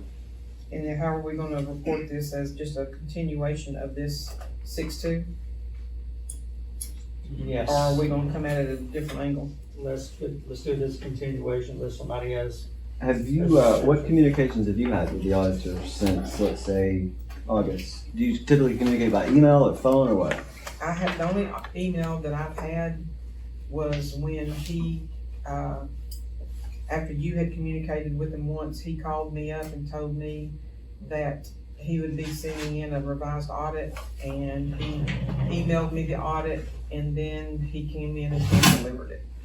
And that's when he discussed the fact of, my understanding was what we discussed was the fact of how the school got missed and wasn't accounted for as an asset was because of the transition from when it was no longer Lone Star for a couple years or whatever, and then it came back to Lone Yeah. Star, somehow it wasn't put back on the books. But And, see, he didn't say that to me. well, that's what was explained to me because I wasn't here, so I don't know. Cash went out, the asset came in. It was there as $1 million for 3 or 4 years before Lone Star Charter Schools was ever in the picture. But what cash went out $40,000, for the purchase of the school? yes. It was more than 40,000. Okay, well, either way, cash went out. That what the EDC But- paid for it. EDC paid for it. Yeah. But Yeah, I the know. 40,000, okay, so you're saying, It's more than that. what are you talking about as far as So, cash so, going so out? logically, the explanation that it had anything to do with Lone Star Charter Schools, cash went out, the asset was on the books, it's $1 million, 1.1 million or whatever. When it back up, when the They never EDC accounted for it one bit. when the EDC purchased the school, it wasn't accounted for? No, never, not until just now. Not $1 of it. Okay. So that's where your problem is on the fact that the school was never accounted for initially? That's just the logic of Lone Star Charter Schools has nothing. No, no, As an I'm explanation. talking prior to, I'm trying to understand because you're to the point of the EDC spending $40,000 to purchase school. And the school valuation was not accounted for at $1.5 million, $2 million, whatever it was valued at, was not accounted for as a credit or an asset to the Right. city of Lone Star prior to the involvement of you with the school. Right. So that's your point? Okay. As far as that being an explanation for why it wasn't accounted for this year or last year, or any time since it was deeded back to the city. Let me ask you a question. How do you propose, for information for me personally, how do you propose that those types of assets be accounted for? Well, like you can show in real time, in 5 minutes, appraisal district website, City of Lone Star, copy and paste into Excel. How would you have Add. communicated that to an auditor? Okay, I went out and I purchased this old school, that's a rundown school. How do you communicate that to an auditor as an asset? I don't really understand the question. I'm just asking, how would you communicate that? That's my point. How is the auditor gonna know this if you don't communicate it to him? Why did he, I mean, That's my point, that he, what I'm he said he asking. got the values from the appraisal district. So But why my not take point that 5 minute is, step? how is an auditor going to know that you purchased property if you don't tell them about it? Nobody saw the relevance of telling an auditor that they purchased a school for $40,000. That's probably how the auditor didn't know about it. What I'm getting at is the city at the time did not account that as an asset. But it was an asset of $1.1 million. But the city didn't acknowledge it at that time, so therefore, how can an auditor know that? If the city didn't acknowledge it, the auditor can't know that. Why did he say he didn't know how he missed it? Well, if the city didn't let him know about it, He missed it. Okay, I mean, that's my point, being totally green coming in, how can you know something when you're not told about it? so only thing he checked was things you told him about. Oh, he checked all kinds of things, he came and we dug through files. He got on, if there was something that he got on the trail of, he asked me, he says, hey, can you go check to see if you have something on this? Okay, if I didn't understand specifically what he asked for, I said, okay, this is what I know that I have, is this what you're looking for, or are you looking for something different? And he says, well, do you have anything like this? And he showed me some examples of things, because there's thousands of pages of documents that comes to that office every day, and you don't have a photographic memory on everything. So when he was asking for things, I was asking him, I've got this, is this what you're looking for? Well, yeah, either this, or do you have something to this? So I would go and dig and see what we had. So when he asked for something specifically, I gave him what I knew of to give him for when he asked for it. But my point back again is, how is he supposed to know about a school that was purchased when the EDC money, $40,000 plus, whatever, years ago, if the city didn't tell him about it? The only thing he could have done on that was said, okay, you have a check for $40,000 or $46,000 that the EDC wrote out. What was it for? That was the only thing he could have done. That would have been a hitter for him to have looked at, because it was a higher dollar amount check. Or, like I said, he could have done a quick summation from the appraisal district website, total assets. Fixed If that assets. was in their focus, To account for the assets, to account for the fixed assets. if that particular thing was in their focus. If you don't understand the way it works, what they do is they come in and get a set of books, our financial set of books. They look at that financial set of books and they go through it, and they look at areas where there could be potential for fraud, waste, and abuse. Mhm. They determine, based on that, what areas they're gonna focus on. Then they come in, normally, and they would sit down with Tina or the mayor or Harris, okay, do you have any specific areas that you have concerns with? Well, you don't tell them what you're gonna look at. You just say, are there some areas that you think you may have issues with? If they give them those, then they'll add those to the audit. If not, they take what they determine by looking at the set of books, the financial records, and they say, we're gonna look at this, this, this, and this. That's it. We're not looking at anything else. If everything goes okay with this, this, this, and this, we have no reason to go look at anything else, because we have reasonable assurance everything is okay. I mean, I'm hearing arguments that to me are stronger than the arguments that he made in support of their firm. So, I don't know why, I don't know why we'd have him come here even in January. Well, to put to bed what you brought up as far as on these Yeah. questions. is I what mean, see it. he can do that, he can, We're gonna have to, and we have to also decide, we're gonna have to get other auditors, Mhm. because that's something that I would suggest that the city continue doing. I'm not gonna pocket money, but y'all don't know that. If you go in and you've got records where you have your ins and your outs on your documents, you shouldn't have anything to worry about. But again, since we're gonna have to get another audit firm, starting now, we need to decide what our scope's gonna be on having them coming in. As he previously said, deliverables, what are we gonna look for? Want them to look at? One of the areas where I think, and I don't know how they looked at it or how in depth they went, is on internal controls. That's a huge issue. And I don't know why they didn't go in depth in that, because that's a part of a financial audit. But, they didn't find anything wrong with our internal controls, so they didn't think that it was an issue. That's a big thing on an audit too, is internal controls. Internal controls, fraud, waste, and abuse. All the financial records that they select, and they don't do everything, they select a sample size, and if they find an issue with that, they may extrapolate that over the whole population, or they may go and look at other things, however the auditor chooses to do it, to make sure that he looks at enough transactions to have reasonable assurance that everything's okay. They don't pick every account, they don't do it. No audit firm does that, I promise you they don't. So, can they miss an asset if it's not identified to them and doesn't have any transactions? Yeah, because it may not be in their focus. So that's what I'm saying. We need to find out what was their deliverable and what was their focus. If their focus didn't have any, if there was nothing there that would lead them to identify a problem in that area. And one of the things is, back when the mistake was made, 4 or 5 years ago, it should have been caught then. I'm not disputing that. It probably should have been caught. But if they come in and look at it and they say, everything is fine, then the next year, they may not think they have a reason to look at that. If it pops up in their population, they may say, well, we just looked at that. We don't need to look at it again because there's not even any transactions. We'll go focus on something else where there's another area, because you want to make sure that over the years you get everything included, all the areas, not just one or two. So there's a possibility they may not even look at it. That's all I'm telling you.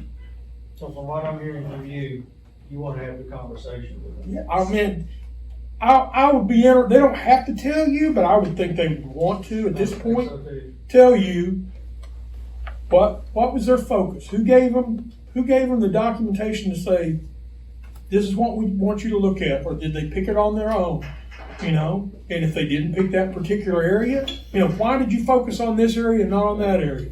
That's the questions you need to ask them, because that's what they're going to be able to answer. They're not going to be able to come back and say, well, we didn't catch that area. Well, why not? We didn't look at it. Well, why not? Because that wasn't our focus. Nothing led us down that path. Happens all the time. Now, I'm not saying it wasn't a mistake that was made back when. I'm just saying you can't hang them if their focus is not, there's no reason to lead them down that path. Any questions that you would want to email to them prior to their arrival here? I'd have to look it over and see. I mean, I can't tell you now, Okay. but, I can get with you later on and tell you. But Let's go ahead and schedule them here then for the January meeting. January meeting. And in the meantime, that you and I really get together and formulate a series of questions for the best approach to minimize the time that they have to make their explanations. I'm gonna look by email. Okay.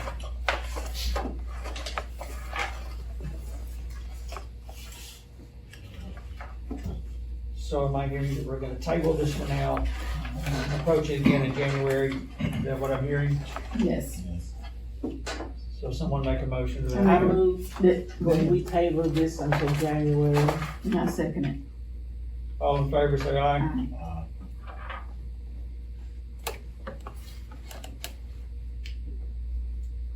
Does council want to approve a series of questions prior to their arrival here? Is it necessary, is it necessary to publish, to send them through email a series of questions that you might have before they get here? They could do their research and maybe answer it that's for what you want to afterwards. do. I don't see a problem with it. You I want just, to through thoughts, you want to be a part of that. I don't know what kind of questions. I mean, the questions are really laid out in that email. Those are the questions that I had. Okay. I don't think they're questions, but if they're questions, then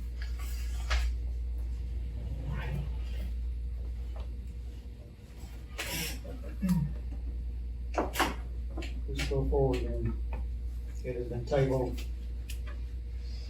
to the next meeting in January. 6-5, review discussion possible action to adopt the revised City of Lone Star holiday policy.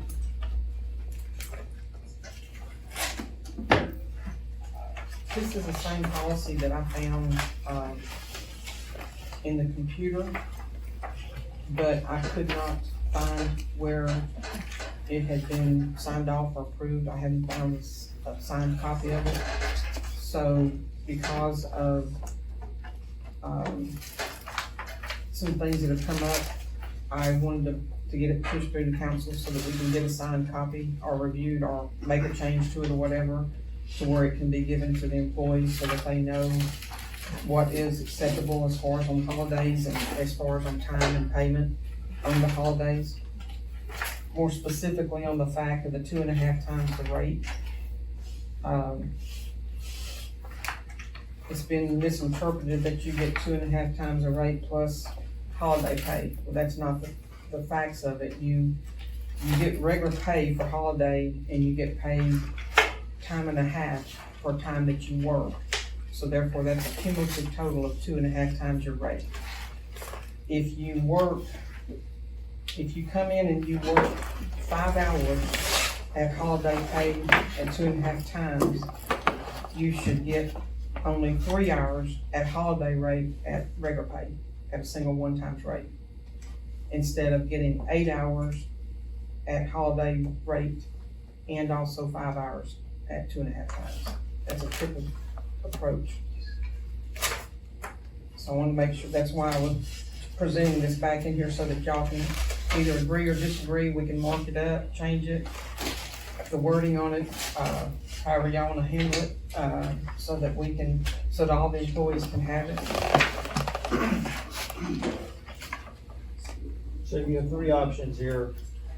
And the options are the employees on how, if they want to take comp time, or the holiday rate or comp time, or the 2.5 times rate. Well, most of them's gonna leave at 2.5 times because it means extra money for them.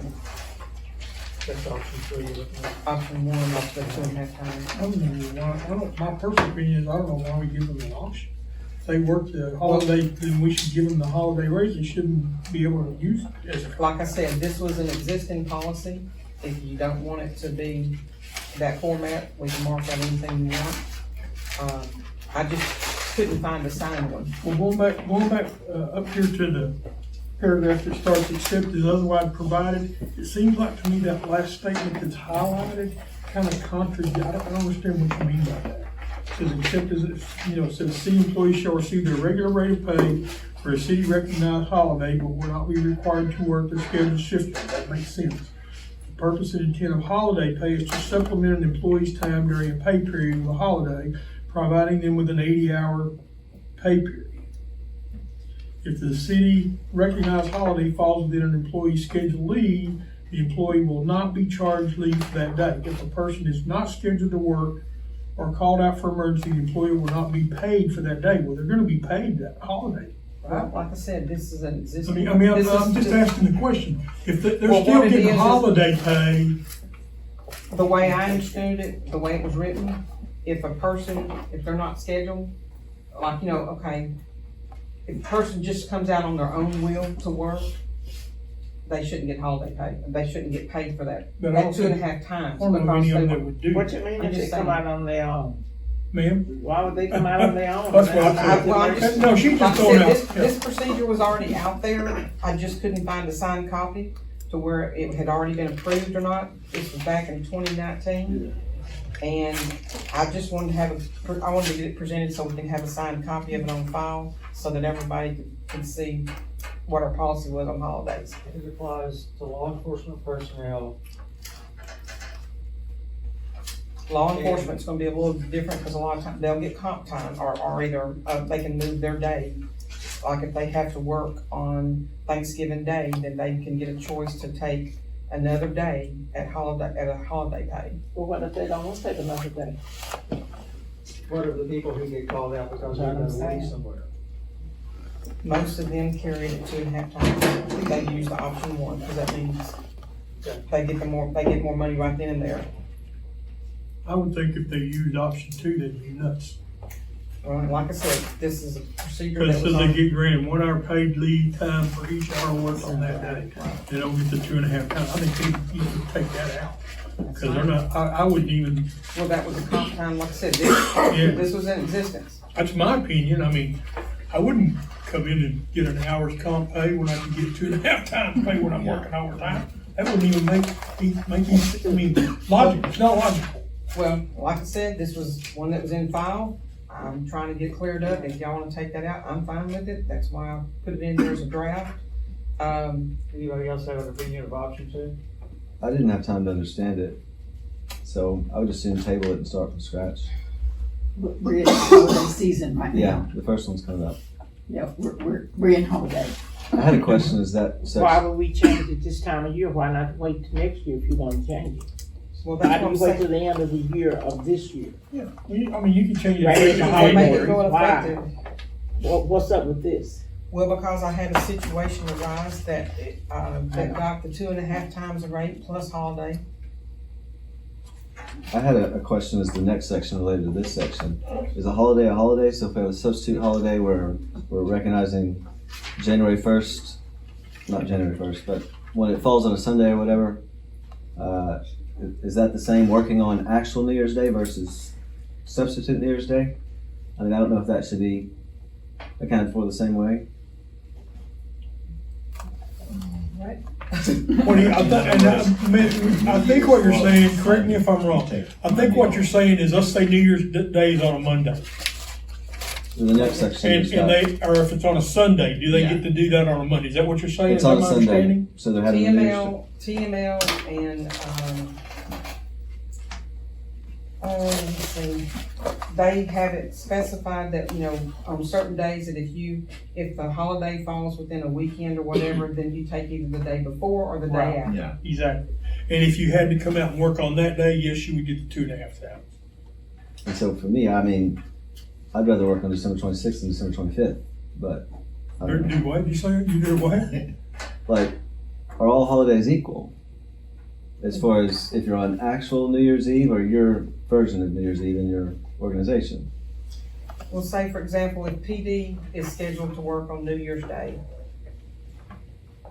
they're gonna get paid their rate on New Year's Day, because that's a standard holiday. I think that's right. If I came in and worked New Year's Day, I would not, of course, I'm not gonna get paid anyway because I'm salaried, but if I came in and worked New Year's Day and I was hourly, I would not get that pay for New Year's Day. I would get paid for the day that it's recognized through the city as holiday pay. Because that's why we have to approve it as our pre-approved holidays. So if we identify, like in the next section, as January 2nd being a representation for January 1st, as through TML guidelines, et cetera, if I came in and worked on January 2nd, if I was hourly, I would get paid holiday pay on January 2nd. And if I worked January 1st, if I was hourly, I would not, even though January 1st is technically the New Year day. But if we recognize that's why these are adopted, what days are being identified, so therefore, if a person works, an hourly person works on these days, they get paid that rate for that holiday on that particular day. I mean, that's the way the TML guidelines were as far as, I looked through their schedule, of what days they were recognizing as holidays.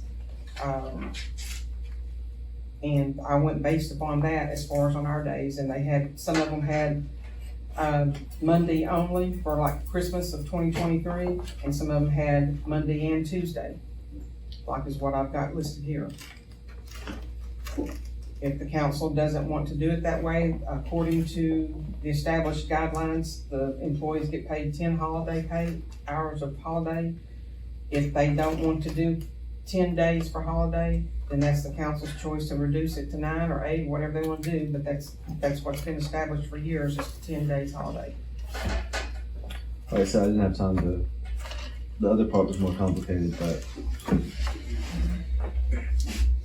Well, the holidays are here, so we need to decide. Well, and it's like Ms. Jerry, it's kind of a moot point now because we've gone through, I've gone back to 2012, 2013, looking on how things were done back then in comparison to some other times.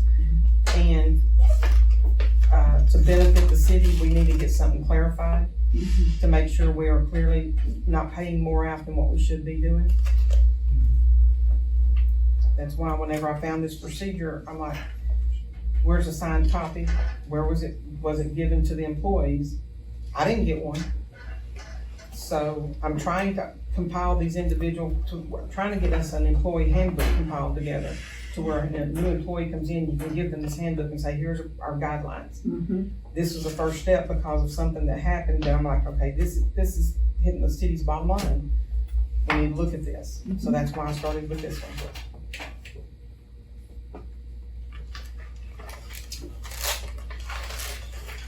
Like I said, if y'all wanna change something on it, I just reintroduced a procedure that was already existing that I found. We can mark it up, change it, leave it as is, or not do anything with it. Why don't we just table it and start in January with it like we have everything else? Well, because we have I second that motion. Well, the thing is, you've got to Christmas, gotta keep That's what I'm to saying. approve the you gotta identify the 2023. January, I said start over in January. What I just said start Gary, over what in was your December. motion? are we gonna do about Christmas? I move that we table it until January of next year to make a decision on what we're gonna change and what we're not gonna change. But what are we I had gonna, a second from I Mr. second Womack.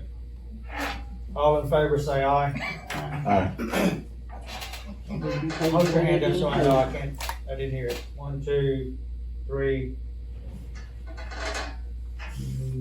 No voting or against, no voting, No, yes, against. I think we need to decide it now, that's my opinion. I think we need to decide now too. Well, I've got 3 that just voted to table it for January, so it's gonna be tabled for January. This one's here, they gonna have to pay them $100. I don't care what the table, I let it go. You just ready to go. There's one more issue, as part of this. 2023 City of Lone Star holidays, you've got 10 holidays listed there. But the employee comment today that they thought Veterans Day would be also a good day to celebrate. That's November the 11th, 2023.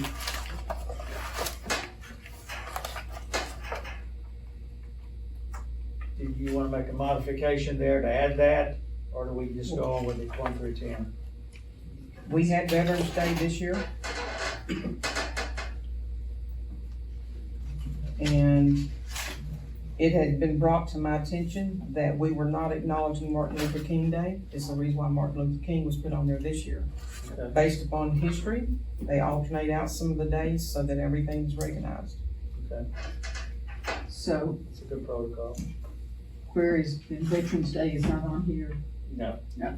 No, we acknowledged Veterans Day this year. Mhm. I think Veterans Day falls on a Saturday in 2023, if I remember correctly. Mhm. And with that being the case, and the fact that I had had some people comment about Martin Luther King, Mhm. I put it on there to make sure that we didn't have any issues with somebody saying that we didn't get it. There's another one I've got to think of, I thought what did they give up Columbus Day for? I thought when we gave another holiday, they gave up Columbus Day. Something they did in the past I'd like to see is where they show the total days, because it varies every year because of the way the calendar falls, and I'd like to see how the total days compared to last year and the year before, or whatever, what do you mean total days? The total days of holiday pay? or work days, either way. Okay, all I can say, Cody, is based upon what I have been told and what I've read, that the city pays for 10 holidays. They gave up Columbus Day. So shall we approve what we've got in the packet today? 4. We're still gonna take it up in January, correct? Well, you got January You got 1. January the 2nd coming.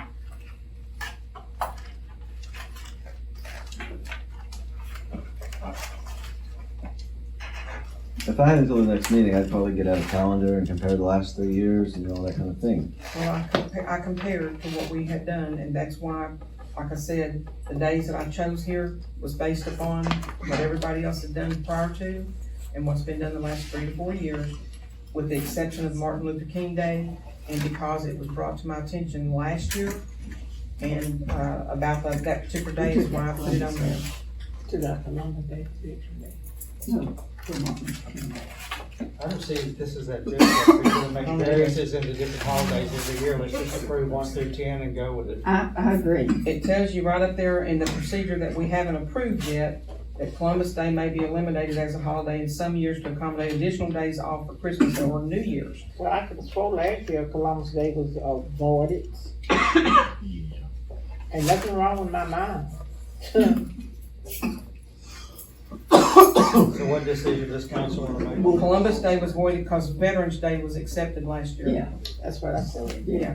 It was one switch for the other. So what do you want to do for 2023? Well, the ones that you have listed look fine to me. Well, make a motion. I make a motion that the ones presented look fine. They stay like they are, right? Yeah. Second, I second. First and a second, all in favor, say Are we aye. talking about the calendar?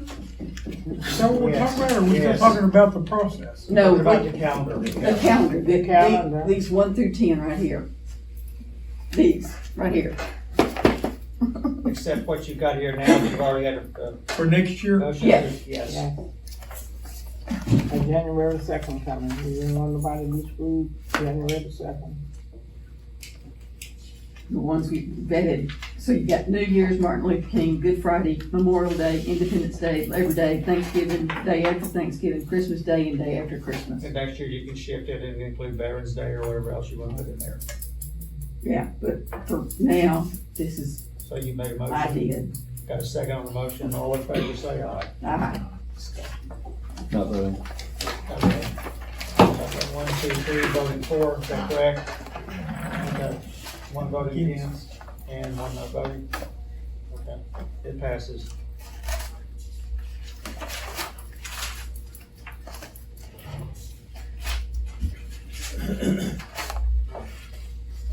Review special possible action for the council to adopt the city's holiday schedule, you did that. The policy is still on hold for the table. The meeting in January. Review, discussion, possible action to evaluate the water and sewer billing credits allowed to Mr. Tim Copeland for cleanup work performed each month at the city park. This was something that was brought to my attention. I was not aware of it. I was told that a number of years ago, well, Mr. Fleet was chief, and everybody correct me on this if I get this wrong, Mr. Copeland was allowed to clean up the city park, and was allowed credit to his water bill for doing so, depending on the amount of time that he stood there. I don't know about that. But I know it's the first time I'd heard of it too. I ain't heard that. He And, picks up, supposed to pick up trash. yes, yes. But we noted, after it was brought to my attention, that some of the hours looked a little bit inflated, to put it mildly. So the motion here is to evaluate the water billing credits allowed to him and determine if you want to continue on with that practice.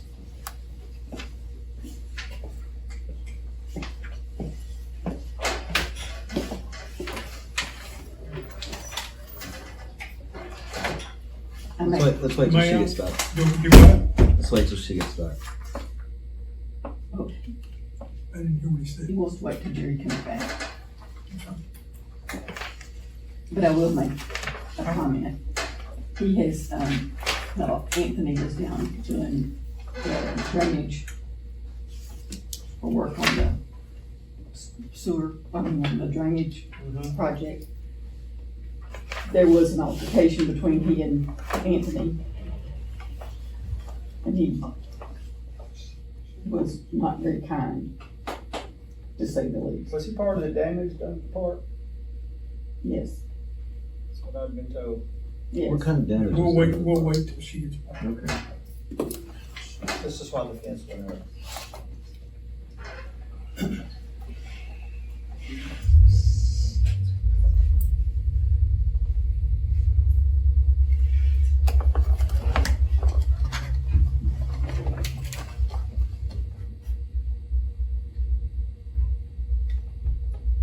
You step outside where you get the phone? Hmm? Was she She's stepping in the outside? to make a restroom. call? She's in the- restroom. Okay. I didn't see Our her. phone's there. Yeah, He she went to left, the restroom. Okay. he left. No, he left. I don't know who left. Somebody left. Somebody. Oh, yeah.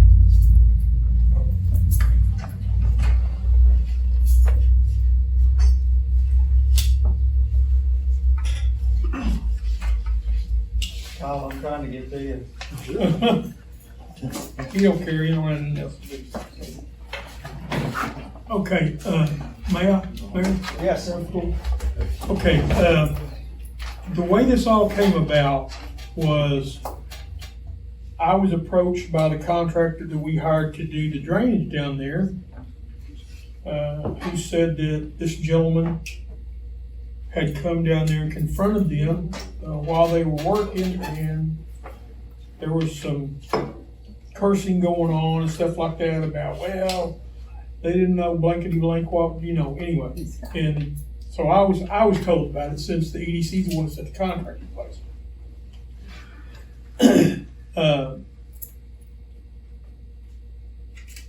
Once the drainage was completed, the drainage project was completed, they planted new grass and did all that. Well, the next day I got a phone call from the contractor and he said, hey, have you been down there? And I said, no, but I'll go right now. So when I went down there, there was somebody who'd driven right across, tire tracks plain as day, right across there. Well, I look up and here comes a vehicle down and the guy stops at the top of the hill, picks up a cup and then drives down to the little driveway entranceway by where the playground and stuff is at. He started to drive right on there and I said, hey, you can't do that. He looked at me kind of funny. He said, who says I can't? I said, I'm telling you, you can't. You shouldn't be driving across there. We just got it, paid good money to get this fixed. Well, I'll do whatever I please. And I said, well, I need to know who you are. And he gave me his name. And I said, well, I'm telling you, I'm going to go to the city and tell them that you shouldn't be driving across this. We got to stop this. Well, I'm getting paid to do this anyway. I said, what? I'm getting paid to do this anyway. I said, well, so anyway, kept on. Without getting an altercation with him, I called the chief and I said, you guys need to come down here and take care of this and tell this guy not to be driving on this. So they came down and they could tell. I didn't say anything to them other than that, but they took care of it. I don't know what all information they got from it. But then I got to investigating it and I found out that every month he brings in his own self-sheet and turns it in. There's nobody that monitors him going down there. There's no contract in place. All he says is Mr. Fleet agreed to this way back when.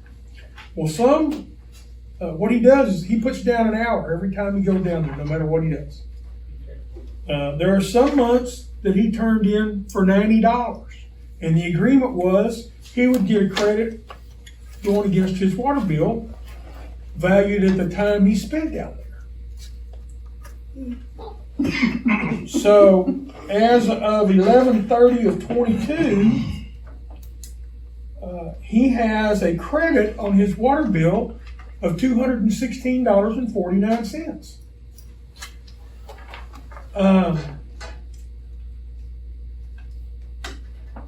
As I said, I was down there and watched him one day and he didn't pick up 3 cups and left.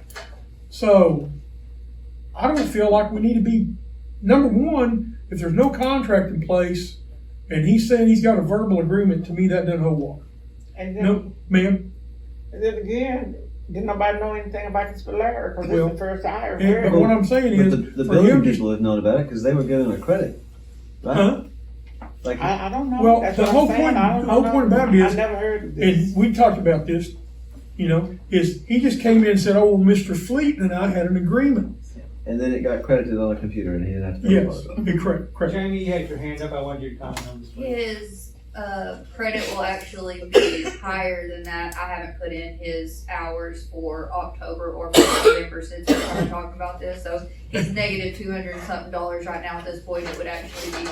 And his sheet for And I come in and discover October is this. $80 to be credited to. Aside Spoke to you from, about it. oh, I'm sorry. So who did Larry work that out with?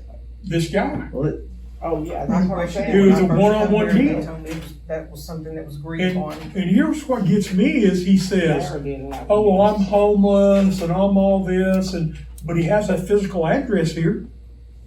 If he homeless, what is he doing with the water? I don't know, because his address I is, think I know him, but I don't know his name. his address is on Sunnybrook.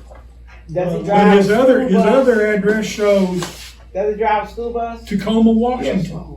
There's no yellow school bus over there.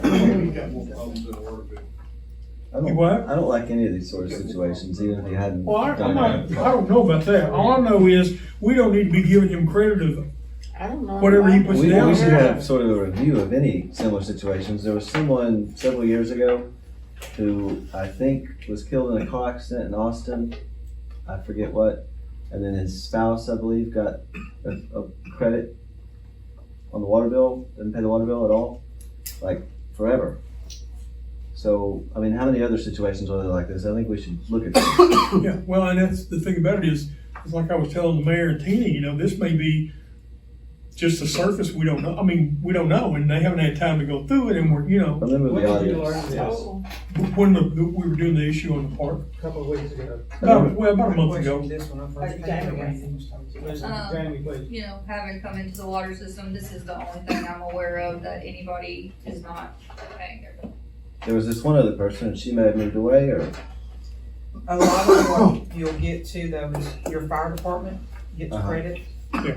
And if you have, a spouse of a person who volunteered their husband volunteer time, that wife will continue to get credit because her husband volunteered for so many years. We got situations like that that's It's been not their approved for. full bill though. Yeah, it'll be a portion of it. Usually it's gonna be, what, $50 that comes off of their bill, and then they're responsible for paying the rest of it. Because anybody, from what I've been told, and what documents I've come across, was that they agreed upon this to allow them credit of so much, you know, and, but the Copeland deal, I questioned that when I first come here because I couldn't find anything on it, and the notes that I had on it is this man gets credit because he does work for us, and he came in one day and I talked to him, was about to ask him, he gave me this big, drawn out story about him being homeless, about his property being taken from him, and, cause I was going to approach him that day, asking him why were we giving him credit, because nobody knew, they weren't there, you know, Fleet wasn't here anymore. And when he started, he kinda went left field. that wasn't Fleet's power to do that, was it? The police chief I- can't. We didn't know anything I about it. wouldn't think so, but that was before our time. The You know what I'm council saying? didn't know anything about it. But That never was the brought to police the can't council get any it kind of out. way. Okay, well, I'm gonna make a motion that we cease giving him credit on his water bill. All in favor, say aye. Uh, Any opposed? I'm not voting, but I have a follow-up question. Go ahead. So what about the Let's cover it credit all. that he has on there currently? Do I take that off? Does he start paying his bill in full? Or does he get to play out this $300 that he's got on there now? I think it was $500 bucks when I came here. Did he used to clean Arnold's at night? no, No, that's not layoffs. him. I know you're thinking about, that's not him. As of, Go ahead, Kyle. So this gentleman is not homeless. No, I've been at his house, just within the last week. He's far from homeless. Several code violations, and we've started addressing them, which they're not gonna be fixed, so we're gonna have that issue. He told me last week he's trying to save up enough money to move back to Washington. I've heard that story too. I think that we've heard that story for He's been saying that months on since him. 2010. Yeah, I've heard it many times. Simona made a motion, who seconded, Jerry? Okay. Do we Just clear the make a credit good or- question. Do we honor the rest of the credit he's got, or do we? Do you wanna eliminate I don't that? know, I have never heard of it, so I would say no, think because we- like I said, Larry did that on his own, unbeknown to any of us. Okay, yeah, I'm sure there's. But no he had to have agreement somebody else to contract on it. fix it like that, so I don't know, I have no idea. For the sake of simplicity, you just wanna give him the credit that he's got going, or we eliminate his? I would say if nothing else, I'm just trying to get answers from hey, somebody. I would say if What are nothing we else, talking we put him about? back down to 0. 500? Somebody said And he 500? starts, yeah. Painful. Jamie said, how much is his He got credit? something to say. How Over much you- 300. I haven't entered in the credits for the, October bill or the November bill, so Okay. it will be higher than that number right now. As of because 11/30/22, that doesn't have his credits out. it was So it's higher than I paid. $216.49 It's credit, probably about $300. and now he Why would his has, credit grow though? It should be depleting. I have not put his No, but why would credit his credit grow? It should be depleting. because I haven't entered his hours. if you have And when the, I enter his hours, it's going to make his credit bigger Right. because he's getting more credit than his bill.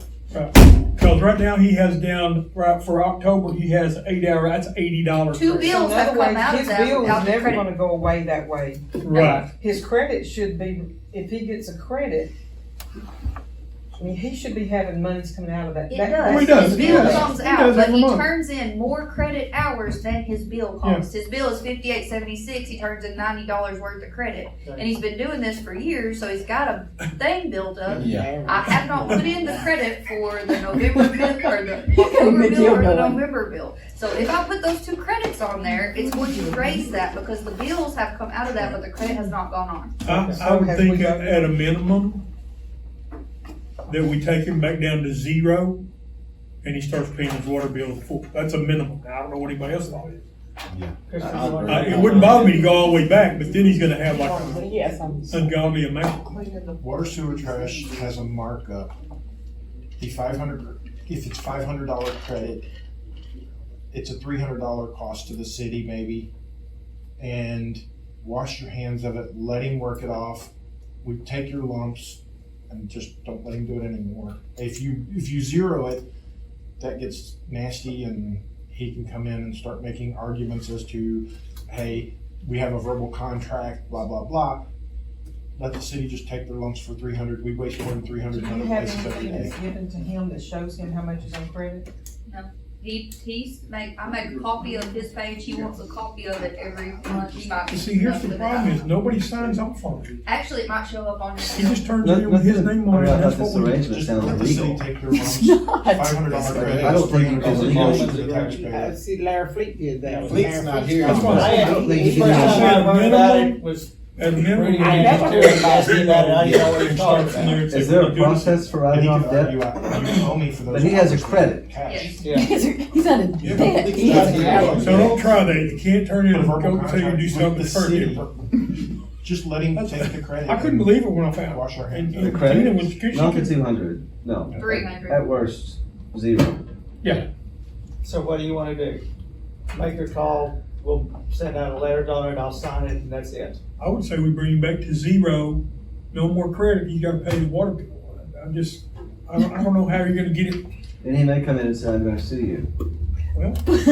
But How's he gonna sue us? There's no Show us agreement. the documentation that says it. Right. And who signs it? He has nothing but no signature. It has no signature. We do. So, Does the practice that's been pursued all these years have any legal merit to it? The fact that it's been allowed means that the contract is valid in a court. so You're this was right, going Randy. on before you were here. And then you were instructed, hey, this guy does this is what we do.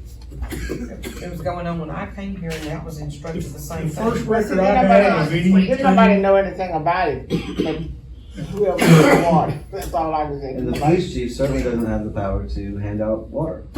The first record of anything I have is March of 2013. Okay, how about this?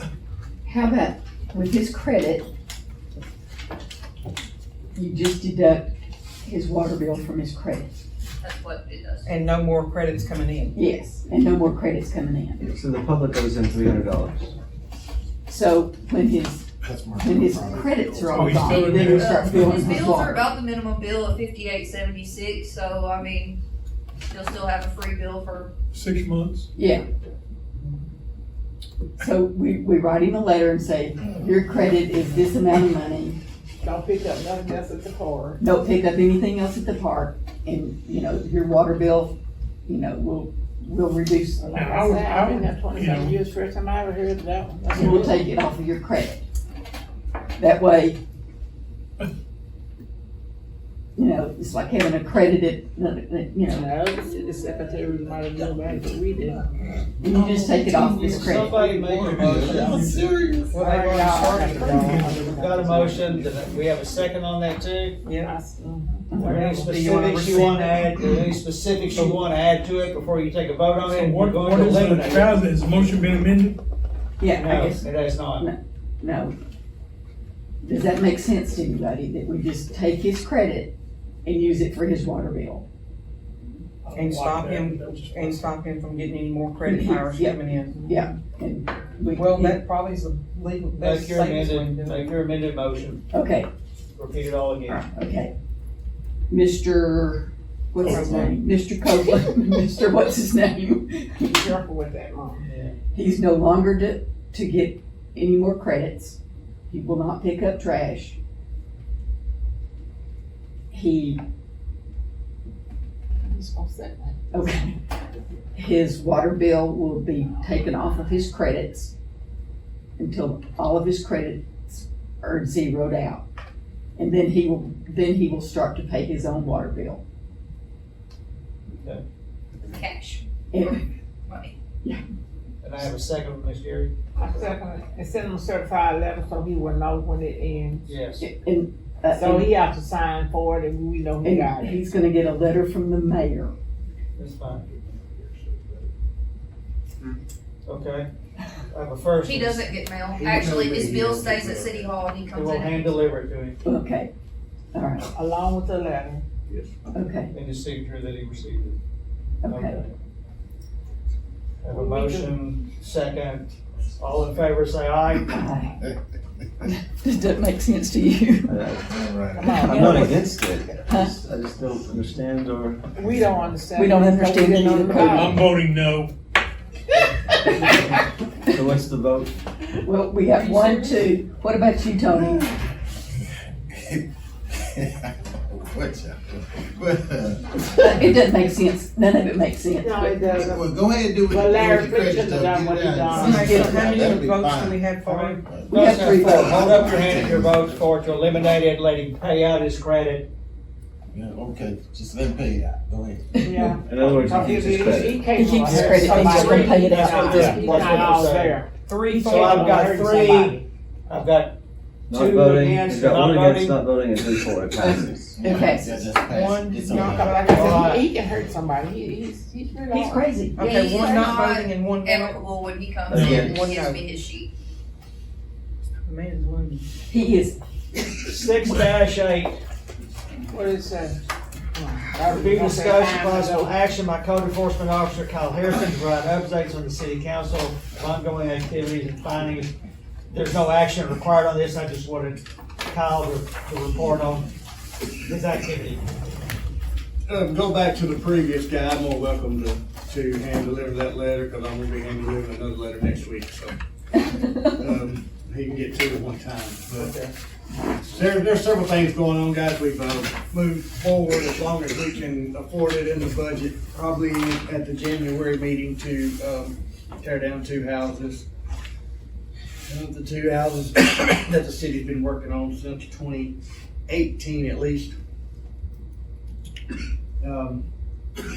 You had a question about animal citations. Animals is our problem right now. We got lots of problems, but dogs is our big problem. Cats.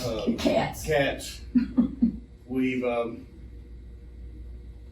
we're at a position in our shelter where we don't have any help dealing with the animals that are picked up, so we're trying to take a different stance of, we know we're gonna have to pick some up, but we're trying to track down owners first and hold owners accountable before we just take the We dog have to an the shelter. issue that we can't find anybody to euthanize them. The vets in the area will not euthanize them. Really? Yes. And we have reached out to other municipalities, and said they're having the same I've issues. emailed other towns, I've emailed rescues to help us, there's rescues all over that take dogs up, they're full. You know, the responses I'm getting back is, as soon as we have room, we'll see what you have and see what we can help you with. But everybody is inundated with stray dogs per se, every small entity. We're being aggressive on the calls that we get. If we get a call, especially if we have a complaint, and we can prove that that animal goes to that house, they're getting a citation. We've got to get the means across to the people to keep their dogs up. What about the cats? I don't, man, I got 10. Cats typically, if they're out, they're stray. Yeah, And no. they're, unless we can build a whole another shelter to house the cats, they're going under a whole set of different laws.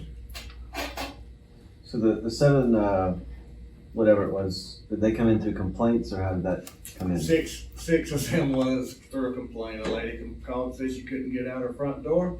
There was 3 dogs. They got 3 at-large tickets and 3 no rabies vaccination tickets. So like they were aggressive dogs that were challenging her? She said they was aggressive. By the time we got there, they were running back down the street, and we kind of followed them just up to the house. So we didn't bite anybody, so we didn't have to take action there. As far as, like I say, when we got the call from the sheriff's office, we got there within a couple of minutes. That was like my first or second day.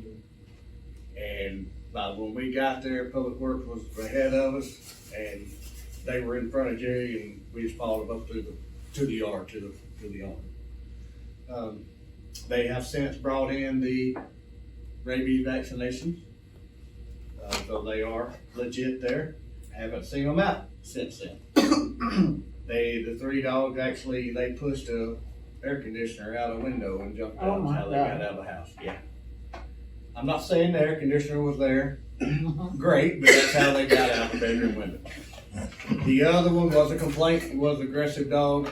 He didn't bite anybody, and we got so happened I got a complaint on that one. I was driving by. There was some people walking.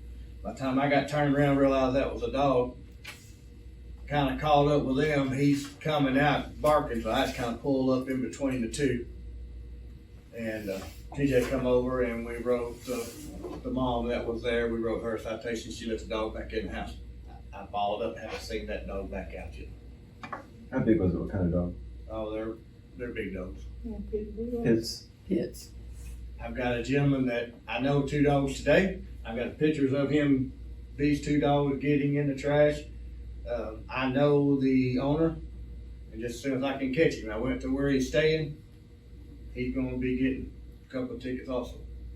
And this is an everyday charge, so every day we see them out, it's actually a new citation. is this what part of town? These particular are off of Germany. The other dog was In Edgemont, in Germany? Edgemont area, and then the other dog was across the highway. I saw 2 or 3 dogs loose near Germany. Yeah. The other day, So, across the highway. the dog problem is huge, huge. We're working on it. It's a slow process. The houses are, like I say, are ready. We'll put them on the agenda depending on our budget, see where we're at in the general fund, and availability of sanitation solutions. Probably in, and don't quote me to this 100%, but probably sometime in January or either February, we're going to try to get a special meeting called to just talk about some ordinances, updating some ordinances. We've got some ordinances that we're enforcing that are old. They just need to be updated. So instead of tying up a long meeting like this, we may try to put a special meeting out there where we can get them updated. Anything, questions from you guys? Just pushing it. It's starting out in near the middle of November with Thanksgiving and then the Christmas holiday. We made some progress. I've made some progress. It's not just really fast acting, but January we'll see a lot more reporting and hopefully not citations, hopefully compliance. That's what we want. So we'll see a lot more of that coming around on January report. Anybody got any questions? Do I hear a motion? I move that we adjourn. I second it. All in favor, say aye. Any opposed?